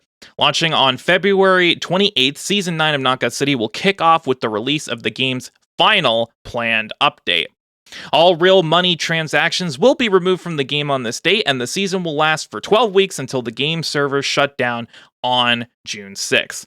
Following the shutdown, Velan said it's planning to release a standalone player-hosted version of the game for PC so that players can continue to play on their own servers. Which is good news. Good news to know that it's not completely going away. It's not being erased from the annals of history. They're releasing a They're basically releasing a source code so that people can keep the game alive in closed servers. What do you guys feel about this? Because this is just one of several live service stories that have come out in the last couple of weeks about these kinds of games shutting down. So I'm really interested to see what you guys hear. Ryan, go ahead, because I see you're ready. So I feel bad for good games like Knockout City, Rumbleverse. Rumbleverse only lasted 6 months. Yeah. But I will be totally honest. I'm kind of laughing a little bit because I hate live services. I think they are terrible for the game industry. They leave a horrible precedent. They are just doomed for like 90% of them to fail. It's a waste of effort. Many of these games would be better if they were just normal ass video games instead of like, oh, we're promising more and more content, or these servers are going to shut down after a year or something like that. It's just like, just make a good game. Don't try to make like a money generating scheme. It just I don't like live services at all. Fair enough. I feel like that's a lot of people, especially nowadays, where a lot of these are getting canned for no reason other than they just couldn't draw numbers. Matt, what do you think about this? I think this is the result of a games industry completely overestimating how many people are going to give a shit about live service. Because what happened was a couple of live service games did really well, so suddenly everyone wants to do it now. Like Division and Destiny did really well. So like now it's like, oh, everything needs to have like a loot box system or like some kind of seasonal pass or whatever. And like Rumbleverse was free to play, so I kind of get it. But also, Knockout City was a full price game when it dropped. It launched. It wasn't full price. It was a quote unquote budget title, but yes, it did cost money, and then it eventually went free to play. Yeah, it eventually did, and I bought it when it came out. Knockout City's really good, so I'm a little sad to see it go. On the other hand, I'm not surprised it's going, frankly. I think that it's a little... I think, frankly, the fact that it lasted this long is a little surprising. Yeah, honestly, same, yeah. Yeah. Honestly, everything. Oh, sorry. Ahead. I was just going to say everything you said about the live service. It's the exact same thing as the MMO boom that happened throughout the 2000s. WoW blew up, and then everybody was like, "Oh, we got to make an MMO," and then like dozens upon dozens of those came and died. Yeah, and I'll you go look at the list, and I was like, I've never heard of fucking most of these. And it's going to be the same in the future, where people look back on the live service boom and be like, I haven't heard of any of these. What the fuck? Rumbleverse? What the fuck is that? The fuck was that? It's a wrestling battle royale? To me of recent memory is like Babylon's Fall, which I think is the absolute funniest example of that. One, bad game. Across the board. Bad game, but also like supremely funny. Yes, because incredibly funny. Was it like only like a dozen people were playing like a week into like launch? It was literally like I think like 11 people were playing it on Steam the week of release. It died in like a month. Like they I think all-time peak on Steam charts was like 1,200 people. Oof. Which for a live service game, big oof for a game. For a live service game where you need people, oof. Yeah, big oof. Yeah. I honestly think it's two factors. One, too many damn live service games are coming out, and two, not enough of them can keep a crowd. And it's really unfortunate where these games are becoming more and more abundant, more and more popular, and yet if you're not Fortnite or Rocket League or all of these other kinds of games, it's honestly just borrowed time before they're eventually doomed to fail. And even PUBG severely fell off. Yeah. PUBG's still alive, at least. PUBG can survive because PUBG can survive because it's been around so long and at least has a really dedicated player base. Yep. Mm-hmm. So, unfortunately, like at that point, it's like you've been around for almost a decade. Like you're good. You're gonna stay. Unfortunately, things like this Knockout City, Rumbleverse, a bunch of others that have been closed down lately. Final Fantasy VII First Soldier, Apex Mobile got canned as well. Apex Mobile, Battlefield Mobile got canceled before it even came out. It was in Asian territories. I feel like EA is also doing some house cleaning because they also canceled the rumored single player Titanfall game.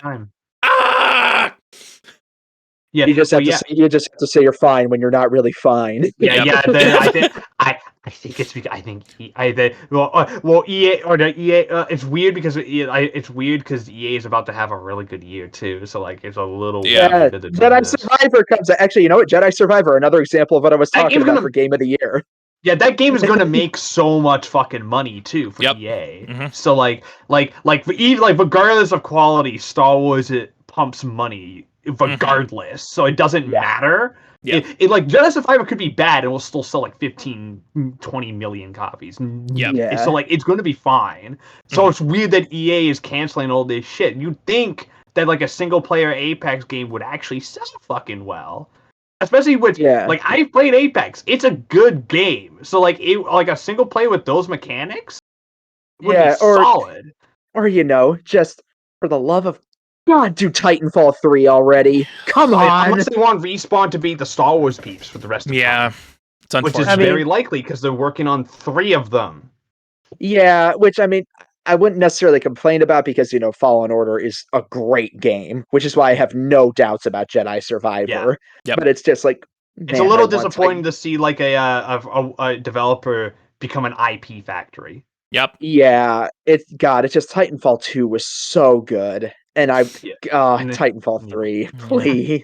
It's unfortunate, but it looks like the live service industry is in hot water right now, and it's probably only going to continue from here. Let's move on to our next story. This one is specifically for Matt because I know he's a big Dragon Age fan. Dragon Age Dreadwolf gameplay leaked this week. And I saw it. It showed some stuff. So let's read. Again, article from Video Game Chronicle. Dragon Age Dreadwolf gameplay has leaked online, offering the first look at BioWare's RPG sequel in action. An anonymous Reddit user shared the early footage on Saturday, claiming that it was captured by a playtester with access to an early alpha build of the game.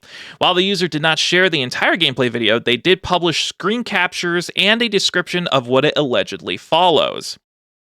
It's almost 20 minutes of gameplay involving one segment or dungeon they wrote. The entire gameplay is set within the Grey Warden Fortress HQ of Weishaupt. I probably butchered that name. You did. Yes, good. The player character is an Elvish Knight class. Character screen actually says they are a mid-level Grey Warden, and they've got a sword and a shield. They also have 2 party members, another knight dude, and a female dwarf rogue. They added combat is completely in real time and similar to a hack and slash. I am told the guiding reference point was God of War 2018, and that shows. And on screen right now, you guys can't see it, but there is a GIF of some of the leaked gameplay looking very God of War. But also, honestly, this might just be my dumbass gamer brain. It looks very Strangers of Paradise as well. I don't know why. Which Strangers of Paradise wasn't a bad game. Strangers of Paradise wasn't a bad game. It's just a giant meme, but the gameplay was good. I don't give a fuck who you are. Starts playing Limp Bizkit. Player has their regular combo attack and then their abilities as well as a special bar which generates allowing you to perform special moves. They added as the character was a sword and shield dude, he was able to parry attacks from enemies and follow up with counters. It's hard to tell their exact abilities. They only had 2 on hotkeys along with a special, but one appears to basically be a drop kick, which is in the GIF, and the other is a charged sword attack. I'm not sure exactly what the special attack does. There is no release window or date for Dragon Age Dreadwolf. So, Matt, I know you're the Dragon Age guy here. Ryan, I'm not sure what your experience with Dragon Age is. Basically nothing, but I'll still probably find something to comment on. Sick. Have you seen this leaked gameplay, Matt? I have. What are your thoughts being the big Dragon Age guy here? Okay, I'm a big Dragon Age fan. Well, I'm a big BioWare guy. I love Dragon Age. I love Mass Effect. I love Baldur's Gate. I love KOTOR, obviously on Star Wars. I love KOTOR. So like I'm big into almost all this stuff. I say almost because they've had a couple of misses. Hi, Dark Brotherhood. Andromeda. You know what? I like Andromeda. I thought Andromeda was good. I think time has been very kind to that game, I think. I think go back to it now. If you go back to it now, a lot of the criticisms of it still kind of hold up. I think that it's definitely wonky in terms of how like it's presented. But in a glut of open world games, I think that it's the way that it does its open world is actually really inspired. Time is going to be very kind to Andromeda, I think, over time. I think it's going to be very kind to it. But similar to how it was to Dragon Age 2, which was also hated at launch. Fun fact. And that game obviously has a huge fan base now. So like time has been very kind to that. I've seen gameplay of it. I think it looks good. I'm a little sad it's not a continuation of Inquisition's gameplay, because I thought that game played wonderfully. And that they're seen to be going more like God of War 2018. But that's not a bad thing. I think that like it fits with Dragon Age. I like the aesthetic. It's an alpha build, so it looks a little wonky. But like it's alpha, so like obviously the final game is not going to look like that. Mm-hmm. I'm more interested, honestly. I'm more interested in the actual story of this fucking thing. Like release window. What's the story? Who's my party members? What's it about? Because that is the real appeal of Dragon Age to me. It's not the gameplay, it's the story, the characters, the world, and actually playing through said story is the appeal. And having the decisions from your other games transfer over into this one, affecting the world. So it feels like you're playing one continuous story that you are making. That's the appeal of BioWare games inherently. And so I want to know that. We still don't have a release date for this. And this game has been through so much production hell that I don't know when it's coming out. Honestly, I'm thinking probably 2024, late 2024 earliest. I would be very surprised if it comes out next year. I'm thinking 2025 early, honestly. We still that makes sense away for it. I think we still got a good while, frankly. Wasn't it originally going to be a live service, but then they had a shitload of live services that just fell off, so they... Well, it was one. It was Anthem. Anthem, yeah, it was Anthem, yeah. It was Anthem, and BioWare quickly realized it was a mistake. God, I remember that game. Like that. So like, okay, so like the whole thing was that production started. It was going to be a single player game, and then but EA, because this was prior to Fallen Order, where EA was big multiplayer, forced them to put a live service into it, multiplayer stuff into it, made it, and they completely changed ship, made it a live service game. So they got restarted production, and then Anthem flopped, and then Fallen Order did really well. So like, okay, actually we like single player games again. So EA was like, make it a single player game, so they completely restarted again. And then the director left, so they restarted again. So this is the fourth iteration of Dragon Age 4. Production hell. That's why I'm saying it's production hell. It's been an absolute disaster behind the scenes, for the most part. Mainly because BioWare has completely restructured itself now. Now, thankfully, it has stayed that way for a couple of years, so they seem to be stable again. So hopefully, the final product reflects a more stable BioWare. Because because Anthem was a huge flop for BioWare and EA. It was one of their biggest ever, and if this doesn't do well, BioWare is under hot water because now they're not doing financially well, and that's not great. And that's not great for an industry where BioWare is one of the only companies putting out original, putting out like Western RPGs, like classic Western RPGs. It's the only company doing that right now. I remember seeing Anthem. I remember seeing Anthem in Target before for $5. Yep. Dude, it was on sale at one point for like $2 on like the Xbox Live. Crazy. It's insane. Based on this gameplay, it looks cool. I like that they're doing a more real-time action kind of hack and slash type gameplay because God of War obviously noted as the big inspiration. God of War, good game. So yeah, great game. Yeah, and this looks cool. A lot of people online really seem to hate it for some reason. Like, it's because it got popular.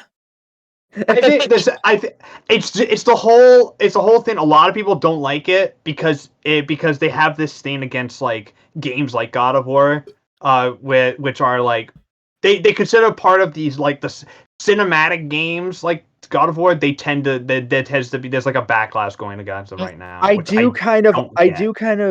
kind of understand it because as great as their games often are, Sony has really fallen into the hole of just using that type of game over and over and over again. They just make the same game over and over again with a different coat of paint. It reminds me when Xbox used to like really like every game was like Halo. Yeah, pretty much. Yeah. And now we're seeing the opposite, where Xbox is starting to get experimental, and Sony's just kind of fallen into their niche. I'm wondering when it will shift again. Yeah, but who knows? But yeah, I think it's a backlash. Although at the same time, like, I understand the backlash, but I also think it should be taken on a case by case basis. Yeah, I think some games work better with the cinematic approach. Like games like Last of Us, games like God of War work better with the cinematic approach. They've shown that they work, and they've shown that they can do great stuff with them. But then you have stuff like Days Gone, which I don't think really worked. Unfortunately. Yeah. With the cinematic, I just don't think something like that worked. So I think you should probably people should probably start taking it not as like a blanket, but as like a case by case basis. Look at the game as it is and see if the structure works for this kind of game. And if it does, it does, and if it doesn't, it doesn't. Yeah, it's really just the case, I think, of people getting really tired of that formula alongside open world really starting to take over the industry in a lot of different aspects. Like, I even like, as someone who really does enjoy his PS5, I really would like if Sony started doing some different things outside of that general formula. Like, would it kill you to do something with Legend of Dragoon, please? But it's like, I get it. It's a good formula, but you can't have too much of a good thing. Yeah. And we'll just have to see how this how this Dragon Age game manifests and if this leaked gameplay is anything like the final game when it comes out in 6 years. Anyway, let's move on. Time for regulatory talk, boys, because it seems like every week we can't go a single week without some kind of story about the Activision Blizzard acquisition. This week comes from the UK, where Microsoft reportedly expects the UK to oppose its deal. Once again, this article from Video Game Chronicle. Microsoft is reportedly expecting the UK's regulator to oppose its acquisition of Activision Blizzard after the EU issued its own antitrust warning this week. That's according to a report in the New York Times, which states that Microsoft's legal team also expects the antitrust authority in Britain to oppose the transaction. According to the report, Microsoft believes the European Commission is open to potential remedies, and the company is hoping to convince both the UK and the European Union to accept its concessions and approve the deal. This, in turn, could make it easier to reach an agreement with the FTC, which is a whole other shit show, before a scheduled trial later this year. At the same time, it's claimed that any of the three agencies could instead put pressure on the others to oppose the acquisition. And then it goes on to talk about all the other shit that's happened in this deal. This is so tiring at this point. Like, this thing has been going on for a year, and the regulatory stuff has really heated up, I'd say, since September, where it seems like literally we cannot go a week without some development on this story, and all of it's a shit show in every way, shape, and form. The way Microsoft is handling this, I think, for the most part, is pretty decent. And then you got Sony being the shit goblins on the other side. They're like, you can't take Call of Duty from us. We'll shit in your pots. And then there's the whole thing. Final Fantasy from you. Yeah. And then, so you got Microsoft just trying to get this fucking deal closed. You got Sony over here trying to step in their path. You've got all the regulators on various forums going against this. You've got some in their corner, but not very much. Does this deal close? Is the big question here. No, it's not happening. It's been going on for a year. I don't think this shit's happening, and here's why. If it's been going on this long, if they're going to fucking trial over over this, I don't think this deal. I sincerely doubt that this deal is happening.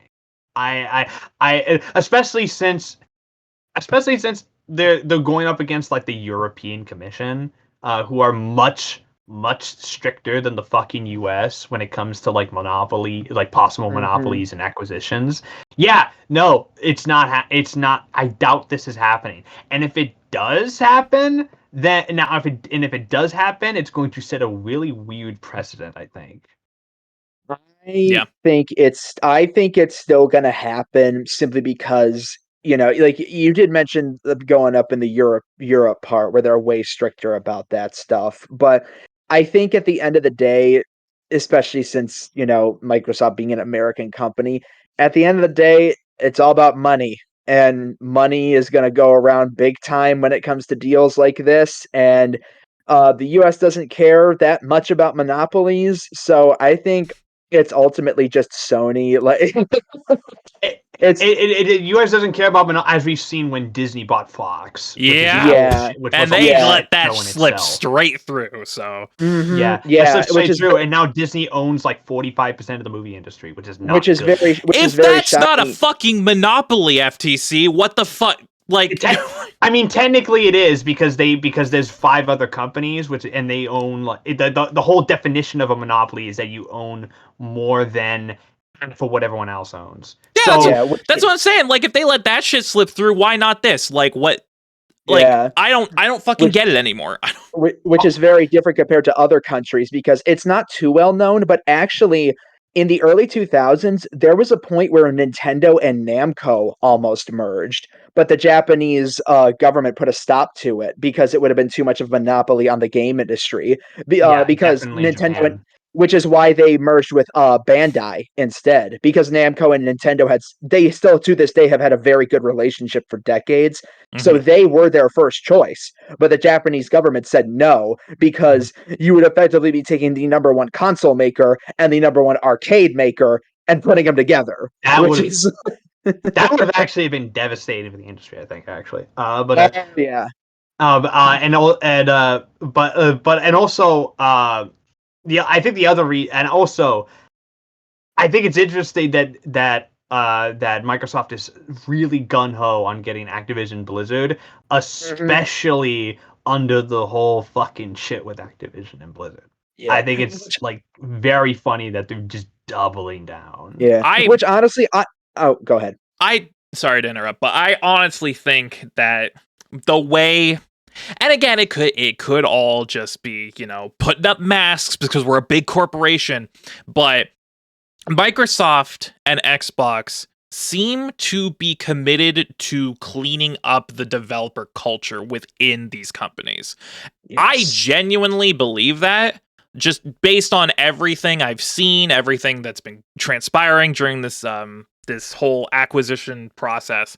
I genuinely think that if they do close this deal and they do acquire Activision Blizzard, they're clearing house. Like, they're cleaning these things up from head to toe. They're just completely restructuring them. Get fucking Bobby out of there. Get that piece of shit out of there. Just start it from scratch. I did my own internal investigation, and I did nothing wrong. Yeah. What is this, a golden parachute? You can't catch me, fuckers. I was just about to say that's part of the main reason why I want this to go through, just so they can flamethrower all of Activision's higher ups. Just clean it up, dude. Exactly. And like everything we've seen from the way, at least until recently, the way that the Microsoft studios have been handled, a lot of that culture is fairly strong. There's 343, which is a whole other can of worms that we're not getting into today, fortunately. But every other studio under Xbox seems to be doing quite well, quite healthy, really healthy culture, really just keeping it clean, and they're producing good games. And they have good working conditions, and they treat them like actual human beings. So at the end of the day, that's all I would want from this deal, is for Activision Blizzard to get the same fucking treatment. Because clearly, they have not gotten it. Especially since Call of Duty hasn't been good in years. So yeah, apparently people actually did enjoy the newest Modern Warfare 2. Apparently that one was actually pretty good. If you like the most racist campaign I have seen in like years. But like, I did not know about that. Oh, it is bad. It is bad. Oh. It reminds me of like old school, like 2000s, like 9/11 shit. But remember like the 9/11 fear shit back in the day? It's like that. Back in the day, there's still people who peddle that shit. I just turned into blinking white guy there for a second. I was like, what? The campaign is like, ooh, it's bad. It's not. Excellent. But yeah, this story will be going on until the end of time, and we'll probably have another update to cover on the next episode. So look forward to that shit. Moving on, Microsoft buys Ubisoft. Exactly. Moving on, we've got some news in regards to the more general entertainment industry. They added a category at the Grammys for a best video game score, and Assassin's Creed of all games won the first video game soundtrack Grammy. So let's read article from VGC. First ever video game soundtrack. Oh, go ahead. No. I was going to say, go ahead and read your article. I'll say what I say after. The first ever video game soundtrack Grammy has been won by Assassin's Creed Valhalla Dawn of Ragnarok. Stephanie, I'm not even going to pronounce that name because, who composed the score for the DLC expansion, won the inaugural Grammy in the category Best Score Soundtrack for Video Games and Other Interactive Media. The score beat out those of Aliens Fireteam Elite, Call of Duty Vanguard, Marvel's Guardians of the Galaxy, and Old World. Speaking on the official Grammy website, the composer said she felt shocked and amazed to win the award. And this is cool because it's cool that they're recognizing video game music in like the general entertainment industry now as actual music. But the funniest thing about this is that when they presented the award, have you guys seen the clip of the actual award being given out? No. I watched some of the Grammys, but I didn't watch this. The presenter fucked up so hard.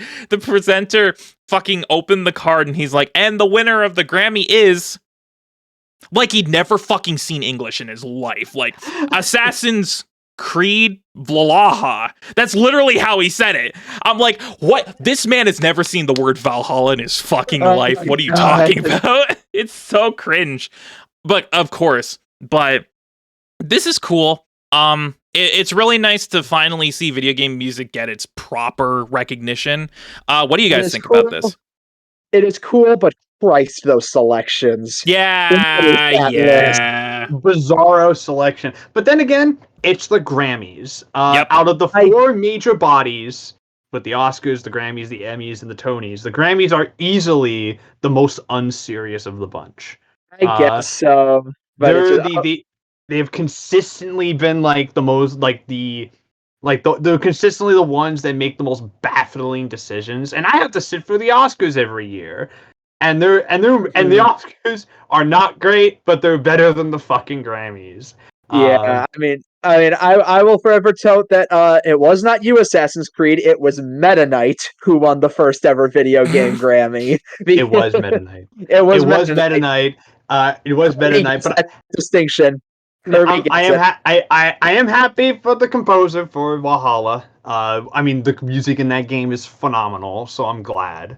It just, God, that list just like, if you saw my tweet, I just straight up said, Game Awards, I apologize. I thought your best OST list was a bit sus, but this was it's interesting that they went with the McCreary score that wasn't God of War. They went with his work on Call of Duty instead, which is a little bizarre. Yeah, should have gone with Kellen Quinn's work on Sonic Frontiers. But we all know the true winner. Yeah. It's just bizarre. It's just bizarre. It's the same way when they do movie scores at the Grammys too. It's weird there too. Like it's always weird. Like their choices are always really bizarre. Always really bizarre. Also, fuck it. They're bad across. Like the Grammys are just bad across the board. They were all bad last year. Yeah. Beyonce should have won Album of the Year. I'm sorry. Fucking I think it's all just down to like a lot of these award shows, like Oscars, Grammys, even like Game Awards, and you can see it most with Game Awards, at least from my view, because I know it well. They all have such a hard Western bias. Like they're like, it's so hard to get any recognition outside of the West. Like with TGA, it's so easy to see that like anything not major mainstream Japanese it's hard to get recognition. It's really unfortunate. That's why Parasite winning Best Picture was such a hell yes. Oh yeah. Oh, that pissed off so many people, and I loved it. but it deserved it because it was the best movie that year. Like it was the best one. It's one of the best fucking movies ever made. God damn it. It was so good, but I'm happy that happened. But in any case, congrats to the winner for the Grammy, congrats to Stephanie. You're gonna go. It'll do boost her career, that's for sure. Yeah, absolutely. Nothing against her, just Grammys.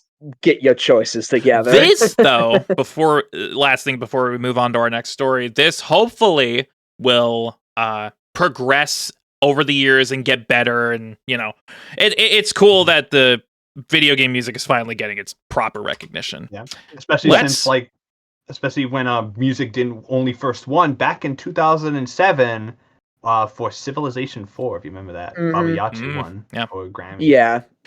It is nice to see video games finally getting more respect as an art form, which is long overdue. Speaking of art forms, this has nothing to do with that because the Switch is selling like gangbusters, boys. The fiscal report came out from Nintendo earlier this week, and oh boy, Nintendo Switch clears 122 million units worldwide to outsell both the Game Boy and the PS4. Let's read article from VGC. Nintendo has now sold 122.55 million Switch consoles as of December 31st, up from 114 million, but the company still lowered its sales targets for the end of its current fiscal year. The figure means that Switch has now officially outsold both the Game Boy, including the Color, at 118 million units, and Sony's PlayStation 4 at 117 million. Last year's Switch was already confirmed as the best-selling Nintendo home console of all time, beating the Wii's 101 million units. However, it still has a way to go before it matches the Nintendo DS's 154 million units sold. Outside of Nintendo's own consoles, only the PlayStation 2 at 155 million has outsold the Nintendo Switch. Switch has now reached 994 million games shipped since its launch in 2017, which is more than any other Nintendo console, the DS being the closest at 948 million games shipped. And then it goes into the best-selling Switch games because that also comes with the fiscal report. So here is the updated top 10 best-selling Switch games as of December 31st. Number 10, Pokemon Let's Go at 15 million units. Number 9, Ring Fit Adventure at 15.2 million units. Number 8, Super Mario Party at 18.7 million units. Number 7, Pokemon Scarlet and Violet at 20.6 million units. Number 6, already, and we will get into that, don't worry. Number 6, Super Mario Odyssey, 25.1 million units. Number 5, Pokemon Sword and Shield, 25.6 million units. Number 4, Breath of the Wild, 29 million units. Number 3, Smash Bros. Ultimate, 30 million units.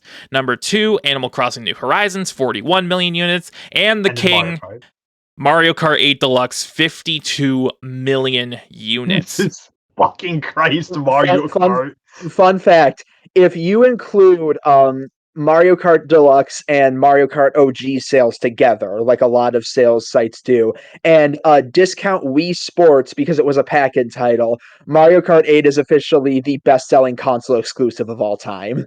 Which is not, it's nuts. And people wonder why there hasn't been another Mario Kart game. Yeah, holy shit. Everyone owns it. Everyone has Mario Kart 8 Deluxe. No one uses it. Legit, the booster course is a legitimately good business strategy because it gets more money off a gravy train that's still going without putting a stop to it by putting out a new one. Like, just to put this into perspective, because it also shows the units sold within the last fiscal year. Last year alone, it sold almost 4 million additional units. So, like, don't make another Mario Kart ever again. Exactly. At this point, it's like you buy a Switch and you buy Mario Kart. That's the one game you need, basically. Yeah, Mario Kart, like Mario Kart 8, Mario Kart 8 Deluxe and all of its DLC have probably afforded the entire production of the Switch 2 all by itself. Oh, it is probably the cost of that. Probably. There's the two big things I noticed from Shane's list and also the fiscal sales and stuff that I noticed. One, is that Pokemon dominates always. Always. It's everywhere on that list. Scarlet and Violet, obviously, in 2 months did insane. Yeah.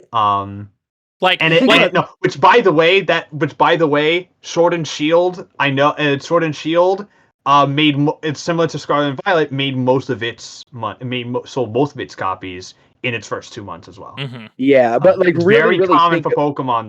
They're very front-loaded games. Always. Really think about that. Scarlet and Violet is only 5 million behind in 2 months what Sword and Shield have done in over 3 years. Mm-hmm. That's absurd. It's insane. Yeah. And also 3 of the top 10 are Pokemon games. So and the Let's Go games, which I think people forget, those were huge sellers. Yep. Those also came out relatively early in the Switch's life cycle, so everyone bought them. Yeah, everyone bought those because they were looking for Switch exclusives, and so like it's impressive. Pokemon is just huge, obviously. And I forgot how big Animal fucking Crossing is. And I'm shocked Mario Odyssey's not there. Mario Odyssey's number 6, dude. It is there. Oh, never mind. I'm just dumb. Ignore me. It does admittedly hurt my soul a little bit that Legends Arceus isn't there because that's by far the best Pokemon game on Switch by like a landslide. It still sold like 15 mil though. Like 15 something like that. Yeah. It still sold like hotcakes. It's like in the top 15. The other thing though is that so it's in like it's like 123 mil now. 122, yes. 122? Yeah. okay, it's like around 30 million behind the DS. Does it beat the DS? That's the thing, because we're so far in the tooth now. Does it beat the DS? Can it be? And if it beats the DS, it's right behind the PS2, like super close. Can it beat the PS2? I'm gonna say no, simply because if a Switch Pro had been made, I might have said yes. But I think because the time for a Pro has passed, I'm gonna say no. Unless Nintendo does the thing where they count the Switch and the Switch 2 together, because that's what they do for the Game Boy, where they count the Game Boy and Game Boy Color as one collective unit, even though most fans see the Game Boy Color as the successor to the Game Boy. Mm-hmm. I think I don't think it will either. I think it will come close. I think it's gonna get like, I think it'll hit like 148 or something. I was gonna. It's gonna come real close. Yeah, I was honestly gonna say 135 million. I think is what we're gonna reach. Yeah. Unless they suddenly put out like a Switch Pro like this year. It again, it depends on when new hardware is coming and whether or not that's a Switch Pro or just a completely new thing entirely. It's been 6 years since the Switch launched. How much longer does this thing have? I mean, I think people also forget that the Switch could last longer than we think, because the PS2 lasted well into 7th gen, even when the fucking when the PS3 hit. Like, that thing was still selling copies into like PS2 early the PS2 ends. Was not taken off shelves until 2013. Yep, exactly. So we could be seeing the same thing with the Switch, because because the Switch is like the first console since the PS2 to really explode like this. It's probably the hottest home console since the PS2, honestly. Yeah. Mm-hmm. It's like one of those things where it's like, does Nintendo put out a new one, or do they just keep funneling resources into the current model? Don't fix what ain't broke. Like, I think we're going to see a direct successor to the Switch either next year or the year after that. But I think this is going to be the very rare time where Nintendo, and because of the desire from their fans, they don't do something big and new. They literally just give us the Switch, but stronger. Because I think that's literally just what everybody wants at this point. The Switch's concept can last a whole through other generation, because people love this thing so much. Yeah. People literally just want the hardware, and then you're good. Exactly. People just want it stronger. Yeah, literally just put out a Switch Pro like everyone has been clamoring for years. More powerful, better processor, more capable, and just keep the same form factor and design, because it's literally perfect and you don't need to change anything. This is also Nintendo, though, and they could totally do something absolutely bizarre. Which Oh, go ahead. Remember when they were like, everyone's like, what's going to be the successor to the Wii? Because the Wii was a huge deal. Like, what was going to be the successor? And it's the Wii U. It's like, what the fuck is this? What if they do another Wii U thing with the Switch? The Switch U? Here's the thing, though. The big difference, I think, though. The Wii was casual popular. The Switch is hardcore popular. Like, the Switch got its sales because it's a damn good game system that a lot of people want to buy these games for. The Wii got a lot of its sales because grandma bought it and wanted to play Wii Sports. Yep. Well, I think this transitions well into our next story, which is literally just about Pokemon selling so many goddamn copies. Pokemon Scarlet and Violet sold 20 million copies in less than 6 weeks. Let's read. This one's going to be quick. Pokemon Scarlet and Violet sold more than 20 million copies in their first 6 weeks of availability, Nintendo has reported, as part of its summarized results of the first 9 months of fiscal year 23. The company stated the latest entry in the Pokemon series sold 20.6 million copies between November 18th and December 31st. This currently makes the 4th best-selling Pokemon game of all time. Noted that Pokemon Gold and Silver sold 23.7 million units, Sword and Shield 25.6 million, and the original Red, Green, and Blue 31 million units are the only games in the series that have currently sold more. The previous entry, Sword and Shield, sold 16 million copies in its first 6 weeks, meaning Scarlet and Violet could eventually overtake it if it continues its current trajectory. This would then make it at least the second best-selling Pokemon game ever. Yeah, it probably will, because it seems to be performing exactly like Sword and Shield, just higher numbers across the board. Because Pokemon has always been consistently front-loaded. That is something that isn't and we can bitch and whine on the internet all day about how it doesn't run correctly, how they rushing these games out, how it looks like shit, but at the end of the day, the general public does not give a shit. They will buy it because it's Pokemon. Yeah. Going off of that, sorry to interrupt, Ryan, real quick. No but problem. Going off of that, you are absolutely correct, Matt, that Pokemon is front-loaded because 16 million copies for Sword and Shield in its first 6 weeks. And as we've learned from the fiscal report, it currently, 3 years after the fact, has sold 25.6. So it's only sold an additional 9 million in those 3 years. Only. It's probably front-loaded because they release a new Pokemon game every year. Yeah. That's why it's front-loaded. Yeah, honestly, I'm so conflicted on this because I think the basis of Scarlet and Violet is very good. The ideas that they had, I hate Sword and Shield. I think those games are awful, and I think a part of that is because it didn't do enough as Pokemon's first real big step into home consoles. Scarlet and Violet feels like it is doing that. Like it's actually advancing the series, trying new things, taking new risks. And I want to send the message that is good, but I don't want to send the message that you are physically able to keep putting out the games at this rate, because that's the problem. They're sticking to the same release model that they could do with the Game Boy Advance, DS, and even 3DS, because you could make games in that time frame because they didn't require as much time or manpower because they were so much simpler. You can make a Game Boy game in 2 to 3 years. You can make a GBA game in 2 to 3 years. Even the 3DS, you can with enough manpower.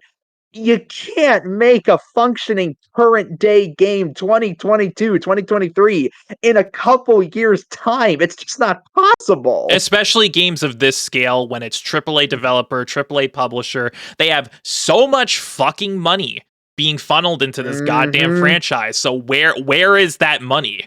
The money is going towards everything else in this multimedia franchise. The card games, the anime, the merch. There's another live action Pokemon thing in development. Did you know about that? Yep, I did. That's in development. They have it goes into their live shows, their the stores for all the other Pokemon, so their events. The Pokemon competitive scene, which is becoming bigger. Both the games and the trading card game for competitive scenes. And I get what people mean when they say delaying the games would delay everything else. But the thing is, one, you are in no position where money is a problem for you. You can afford to delay these damn things to make them better. And two, the games are the nucleus of the franchise. They are what drives everything. So they deserve to get that level of care and attention. For God's sake, with the way Scarlet and Violet looks, with the amount of money it makes, look at what Metroid makes and look at how good Metroid Prime Remastered looks. That's embarrassing. Thank you, Ryan. Thank you. That is embarrassing. That is literally what I was going to say. You look at Prime Remastered, which just came out. You look at the attention and care and detail they put into that, where it's honestly just a remake with how good it looks. Honestly, really fucking surprising that a game that good looking can even run on a Switch nowadays. Where is that care optimized correctly? Exactly. And that same level of care is not given to Pokemon, and it's really fucking confusing because it's like nothing's gonna change because as we've seen with the numbers for both Sword and Shield and Scarlet and Violet, the general public does not care. Nope. They have spoken with their wallets. They don't care, and it's going to happen again when the next games come out, whenever that is. I don't think it's going to be this year. It's probably going to be like next year. No. It's probably going to sell the exact same amount. It's maybe even more. Yeah, probably because it's going to be super fucking front loaded, like it always is. And since Scarlet Violet is selling so much. That's a whole legion of new fans for Pokemon now. And Pokemon, arguably, I'd say, is probably the most popular it's ever been at this point. Yeah, I can agree with that. Honestly. Other than maybe the initial boom in the 90s, because when Red and Blue first came out, it was... obviously then, because it was like that, it was like such a huge deal. But now, like, it's probably the most popular consistently it's ever been. So... It's so like would I like things to change? Absolutely. I don't expect them to. Yeah, and the general public has voted with their wallets. They officially don't care. Like they have shown that they don't. Even just sticking with the whole visuals thing, even going back to like Sword and Shield 3+ years ago, you want to know what came out a couple weeks before that game? Luigi's Mansion 3. Look at that game. That thing is freaking beautiful. And it's like I get from the sake of the money point, the sake of business, it doesn't matter too much to them, but like some pride in what you make, for crying out loud. You should not think that is okay to put out, even like visually, but also in the state that Scarlet and Violet was released in. It's like you gotta do better for the sake of your own sense of self-worth. Well, their sense of self-worth is the money, so the sense of self-worth is once the general public starts giving a shit, which they won't, because I've talked to general people who are about Scarlet Violet and they love it. They love it. They don't care. That's literally the thing. That's literally the thing. I have a real life friend who plays only plays games super casually, and Pokemon's one of them. And she literally said Scarlet and Violet is one of the best games she's ever played. So that should tell you how the general public feels about Scarlet. Nothing is going to change. Nothing is going to change. It's the thing where, it's one thing that it sells well because, word of mouth, yada, yada. It's another that it's actually getting good audience reception. Like, people like the game, they enjoy playing it, word of mouth spreads fast nowadays. So, they're voting with their wallets, but they're also voting with their mouths as well. Like, this is the kind of game we like. It's just, everything around it is very complicated. Everything around is really shitty, which sucks. As much as Pokemon fanboys hate it when I say it, it's true. It's the Call of Duty and Madden problem. Both of those games have such massive casual fan bases that will just buy and eat up anything that the hardcore voices, the people who are asking for better, are drowned out from a wave of casual money. So it's like... can't win, dude. Really can't win. Let's move on to something a little more positive. The Nintendo Direct. Now, general thoughts on the Nintendo Direct before we get into the actual stories. Liked it. I thought it was pretty good. It was solid. Nothing new outside of like Pikmin and the Metroid stuff. Like nothing too surprising though. I remember the Metroid Prime. Metroid Prime was rumored for a bit. Like that was a long time.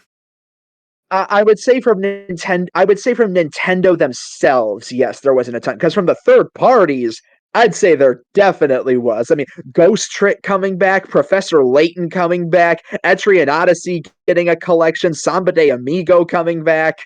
God, there was even more. It's like, what was the name of that one? There was a couple of RPGs they showed that looked great. There was a decent number. Which one? Rain Code? Raincode, yeah, that was one of the big ones, yeah. But then we knew that was coming. The Danganronpa team one that I actually think looks better and better. The more I go back to look at it, that Deca Police game that Level 5 showed off, dope as shit. That honestly looks really good. Yeah, it does. It does. But yeah, solid overall. Not their best. But it's not. But then again, this definitely seemed less of like a let's announce a bunch of shit direct and more just reiterating what's coming out direct, and also Pikmin. Yeah. I think the big stuff from Nintendo is more going to be in the E3 direct when that inevitably happens because we don't know what's coming out. Outside, like Pikmin is the most we know is coming out. I feel like that they're waiting for E3 to get like a really big like presentation ready to go. I think they got a lot to show. The first half of Nintendo's year is well loaded. Like we just got Fire Emblem, Kirby is coming up really soon. The Metroid Prime Remastered Shadow dropped. Of course, Zelda. It's Tears of the Kingdom, Pikmin, Advance Wars has been confirmed for April. Yep. And they've also got other strong third-party stuff like Octopath 2 is going to be big. Atlas Ryza 3 is probably going to sell well on Switch. So they've got a solid first half of the year, but after July, we really don't know anything, so they're probably saving a lot of big stuff from them for the E3 because it sounds like they're not going to be there. Yeah. And Microsoft and Sony aren't going to be either, apparently. Yeah, they're all just doing independent stuff, which is interesting. Yeah. But yeah, I pretty much agree with you guys. I thought it was fairly solid. A lot of cool stuff shown, but not their best, but solid B, I would say. In terms of the actual coverage we're doing for the Direct, I'm covering the two biggest things that were shown, which is pretty obvious if you could think about it. The first, of course, being the update to Nintendo Switch Online, which is the inclusion of Game Boy and Game Boy Advance games. Let's read the article from VGC.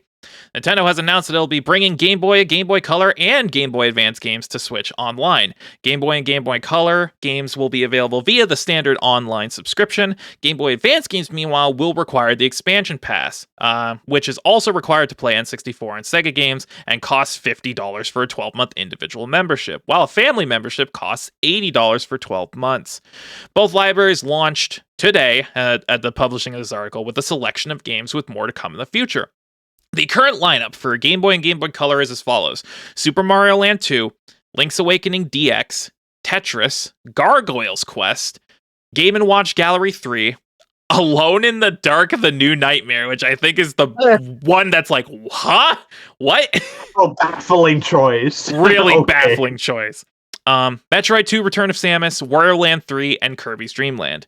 The GBA games on offer are Super Mario Advance 4, Super Mario Bros. 3, WarioWare Inc., Kuru Kuru Kururin, Mario Kart Super Circuit, Mario & Luigi Superstar Saga, and Zelda The Minish Cap. They have also confirmed that there will be more games coming in the future. Upcoming Game Boy games include Oracle of Ages Seasons, Pokemon the Trading Card Game, and Kirby Tilt and Tumble, whereas GBA games to be included in the future include Metroid Fusion, Kirby and the Amazing Mirror, Fire Emblem, F-Zero Maximum Velocity, and Golden Sun. Well, first off, Ryan, congratulations. You've finally been vindicated as as a Golden Sun stan. You finally have been recognized officially from Nintendo. How does it feel? Golden Sun 4 when? Golden Sun 4 when? Matt, we're thinking on the same level. I love Golden Sun. Golden Sun, underrated as fuck. Deserves more attention. My brother. But yeah, I mean, I'm really happy about it. You know, I am still hoping for something more substantial from the series at some point. But hey, you know, getting Golden Sun there is really nice. I think it's gonna it'll be able to reach a lot of new people. A lot of people are probably going to be able to experience Golden Sun for the first time. You know, there's still a strong fan push for the series to get more stuff out of it.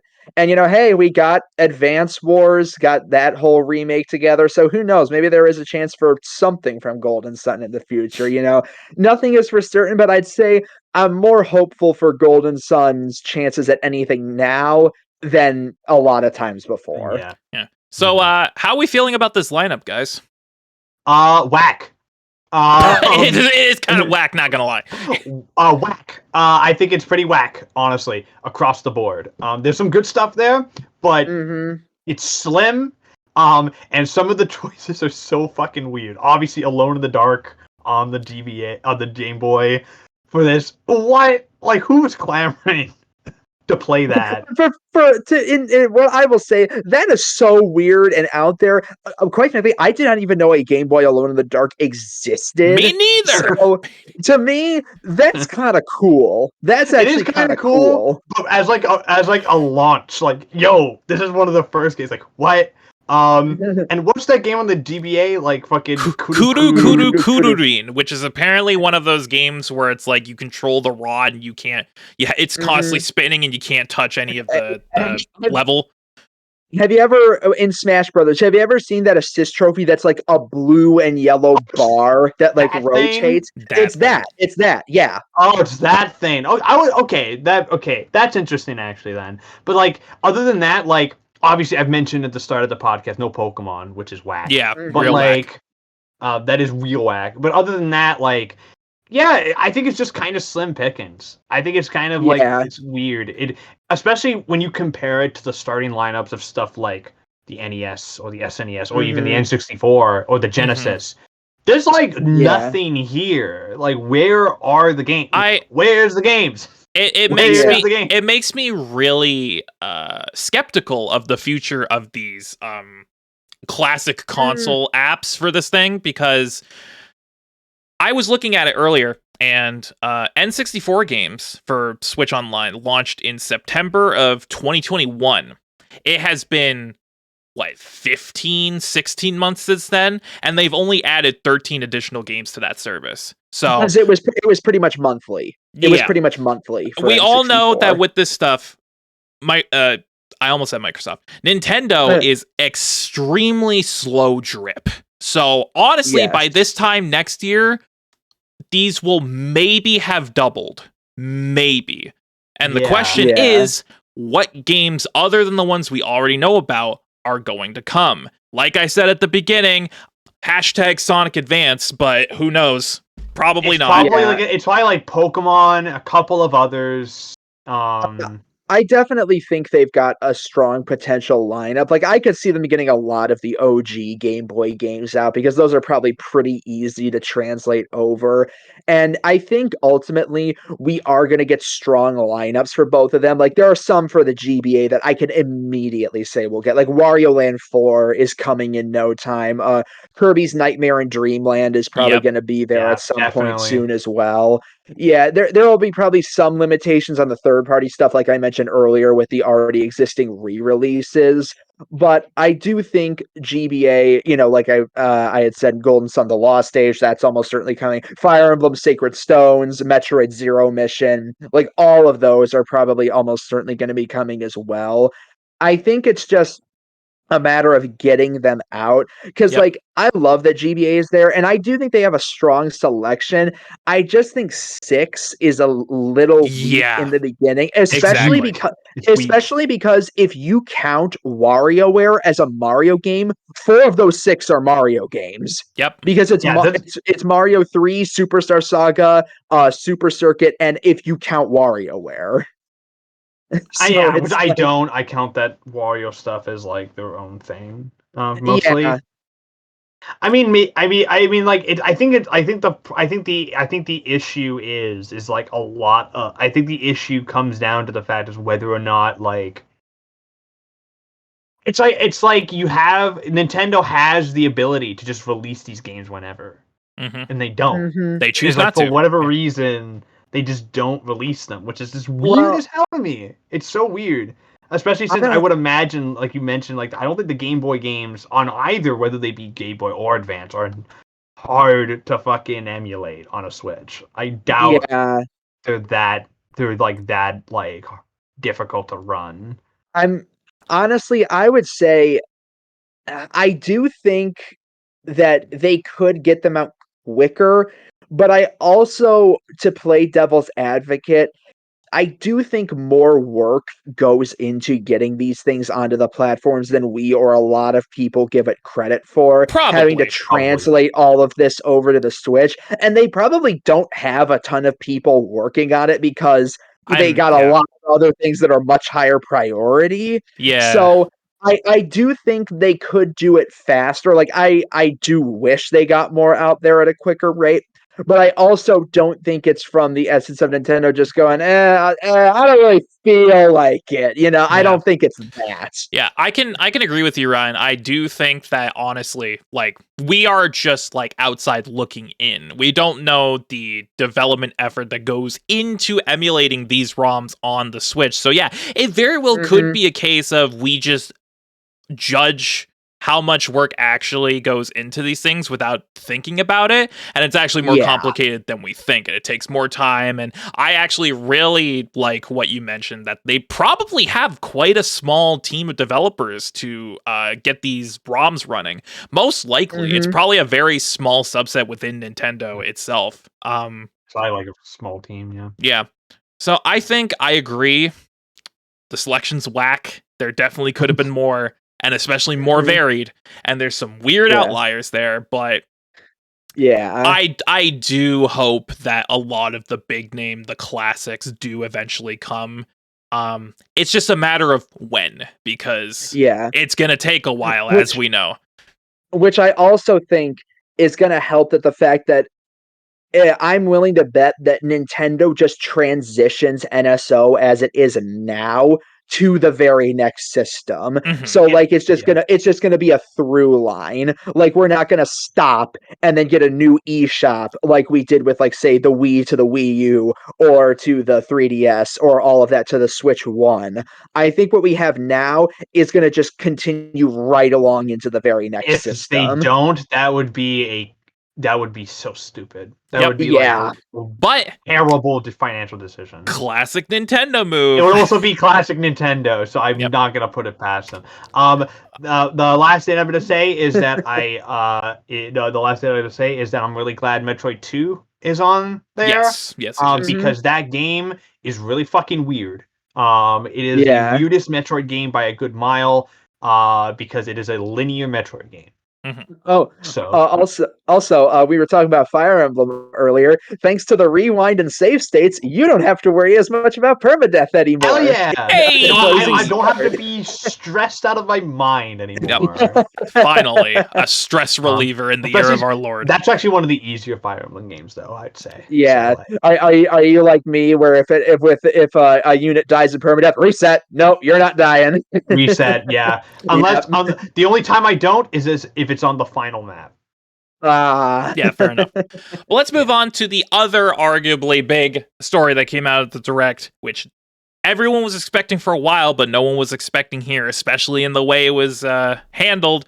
Metroid Prime Remaster is officially out for Switch. Now you can go download it as of this recording. Let's read. Nintendo has officially announced a Metroid Prime Remaster for Nintendo Switch, and it has already released. Announced during a Nintendo Direct broadcast on Wednesday, the classic GameCube shooter will be re-released digitally on the Nintendo eShop today for $40 with a physical version scheduled for February 22nd. According to Nintendo, the remastered version of the game features HD visuals and enhanced sound. Metroid Prime remasters have been reportedly coming for years, with one recognized insider claiming last November that Prime 1's remaster was already completed in 2021 and was ready to release. I'm just going to show some screenshots of the game. There was a lot of work that went into this remaster, boy, because it looks good. It looks good. It looks stellar. So, my brain had a fart of what I was trying to think of. Does that mean that 2023 is the year of the Shadow Drop? Because it's you saw my meme. If I had a nickel for every time a major publisher shadow dropped a game in 2023, I'd have 2 nickels, which isn't a lot, but it's weird that it happened twice. It happened twice, yeah. So, is 2023 the Shadow Drop? Is my question. Spider-Man 2 Shadow Drop. I think what would be the most wild Shadow Drop? Spider-Man 2. That's not shadow dropping. 100% it's Sony. It's not shadow dropping. You said wild as shadow drop. You didn't say that would be wild. You know what would be wild? No, I think a shadow drop would have to be a game that hadn't been announced and then released the same. Yeah, day. That's what I think of Shadow Drop. Okay, that's my question then, because we've already seen one from Xbox with Hi-Fi Rush. We've seen one from Nintendo now with Prime Remaster. Sony, what's up? What are you doing? You up? Like, Spyro the Dragon 4. Not happening, but I wish. it wouldn't be Sony, but Square Enix Shadow Drop Chrono Trigger HD 2D. That would be fucking insane. That would be insane. I think the craziest would be like if I feel like Nintendo should have Shadow Drop Pikmin 4. I think that would have been hilarious. Yeah. Oh no. You want to get people to shit themselves. Atlas Shadow Drops Persona 6. Literally, Twitter would just stop working. But it's already not working. Exactly. But yeah, I would. But yeah, I'm happy this Shadow Drop because I've been hearing rumors about it for years. And I constantly just put in the back of my mind like, nah, not happening. Because like, whatever. And in my mind, the original Metroid Prime didn't need a remaster because on the GameCube it still looks fantastic. But then I see this remaster, I'm like, wow, maybe it did. Wow, maybe it looked like shit the whole time. Maybe it did. But it looks great. I love the fact that the control scheme has been changed up, but you can go back to the original controls too. They have it's really cool. They have a lot of control options. They have the original control scheme. They have gyro controls like the Wii version. They have a new dual stick control option where it controls like a more modern first-person shooter, and then they have a hybrid where you can do dual stick and gyro both at the same time, which is so dope. Yeah. I'll probably do the original control scheme just because I've played Metroid Prime to completion like 4 times. And probably the only familiar to you. Yeah, it's far more familiar to me. Yeah, I'm so used to the original GameCube control scheme, so that's probably why. Yeah, but yeah, I'm excited for this. I'm hoping this means we get remasters of 2 and 3 as well. I don't see why we wouldn't at this point. Which good thing you mentioned that because that segues into my point. The only thing that's weird about this, which again, it's Nintendo. Not the trilogy. They're doing each game individually, and they're charging for them individually. Thankfully, like we said at the beginning of the podcast, they are holding back this time. It's not full price. It's 40 US, 50 Canadian. Thank God. But still, if it's $50 for a game, that's $150. Well, the rumor for a long time was that they were working on a remaster, and like they ended up kind of going overboard with Prime 1. So they're like, we may have done too much for this because we can't do this for 2 and 3 in a timely manner. Yeah. So those might be coming later because they kind of just, they're like, oh, what if we do this? What if we do this? Guys, we got 2 more to do. Yeah. So I will say, last thing before we move to our final story, best marketing campaign for Prime 4 imaginable are these remasters. Re-release them slowly, surely, and then Prime 4 comes out. That's great. I think that would be a great, that's if Metroid Prime 4 happens. And I've heard rumblings that apparently production on it has moved to whatever new console it's on that Nintendo is doing anyways. Yeah. So I think it's very possible we might not even see Prime 4 on the Switch, which would suck. I think there is a very, very good chance that Prime 4 ends up in a Breath of the Wild situation where it's cross-gen, where they put it on both platforms, mostly to obligate the promise of it being on the original system it was slated for. Yeah. Especially since that game has been through development hell. Just like the first Metroid Prime. Metroid can't escape development hell, it seems. Poor Samus. Poor Samus. Granted, I will say, Dread and Prime Remaster do soften the blow a lot, which helps. Because Dread was fucking awesome. Dread was my game of the year that year. Dread was fucking awesome, and game. I can't wait to play this. I have a physical copy pre-ordered, so same here. Pre-ordered on hell Amazon. I can't wait for Shane to play it because Shane has never played it. I know that for sure. But I think Metroid Prime, it makes a very good case for being like a perfect game. It makes a very good case. Yeah. Very rarely have I honestly, like I said this in the Discord I shared with Shane. I think it makes a good case for possibly being the best game ever made. I did play the first little chunk of Prime 1 on the trilogy, which I do have physically for the original Wii. I remember it was a good several years ago actually. I at the very least beat Flagra.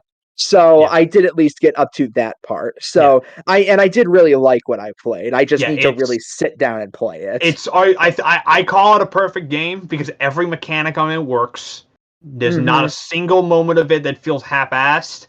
And it's the kind of game where the more you sit with it, the better it gets. Yeah. Because you realize just how much it works. The fact that everything can be scanned, I think, is like the coolest part. Yeah. It's kind of like Mega Man X1 and Chrono Trigger, where when you really sit back, it's like, wow, there's really nothing that glaringly wrong with these, are there? Yeah, it's one of those cases, and even if Metroid Prime 1 might not be my favorite of the trilogy, I think 2 might be. I think in terms of how it's made, I think 1 might be the best one still, because 2 has that difficulty spike that a lot of people don't like. Not Boost Guardian. Yeah, Boost Guardian. But I love 2 because I love that I like my Metroid games hard personally, and I also do like the whole dark and light mechanic that adds a bunch of new exploration stuff to the series. I would love to see how Prime 3 would look visually with these remastered graphics. That would be a feast for the eyes. Yeah. That would be. And also get to hear voice acting in a Prime game. Yeah. Mm-hmm. All right, let's move on to our last story, boys, which, as I said at the top of the podcast, is going to be full of opinions. So Hogwarts Legacy is out now, officially, as of today. Bye. Ryan, ladies and gentlemen, thanks for coming on the show. So, a lot of discourse about this game. The story in general that we're covering is how Hogwarts Legacy's early access release is one of Steam's biggest ever single player launches. So let's read the article and go from there. Hogwarts Legacy is off to a very fast start on PC, with the game enjoying one of the biggest launches ever for a single-player-only title on Steam. As noted by independent market analyst Benji Sales, SteamDB figures shows Hogwarts Legacy's concurrent player peak has surpassed Fallout 4's and now trails only Cyberpunk 2077's. Hogwarts Legacy's early access period began on February 7th for players who purchased the game's deluxe edition, which is priced $80 USD for console and $70 USD for PC. The standard edition of the game, which costs $70 on console and $60 on PC, releases today. So sales and player numbers will expectedly swell. As it stands, Hogwarts Legacy's peak concurrent player count on Steam is just shy of 500k, 489,000 players. That's ahead of Fallout 4's peak at 472,000 players, but less than half of Cyberpunk 2077's record, 1.04 million concurrent players. Oh, I forgot how big Cyberpunk was. Yep. The game, which is based on the Harry Potter series written by J.K. Rowling, EU, is releasing this week amid significant controversy around the publicly stated views of its author regarding transgender rights. The game is the subject of a boycott due to multiple public comments from Rowling perceived by many to be transphobic. Although the author was not involved in the development of the game, critics note that Rowling will likely profit from Hogwarts Legacy and benefit from its popularity. Mm-hmm.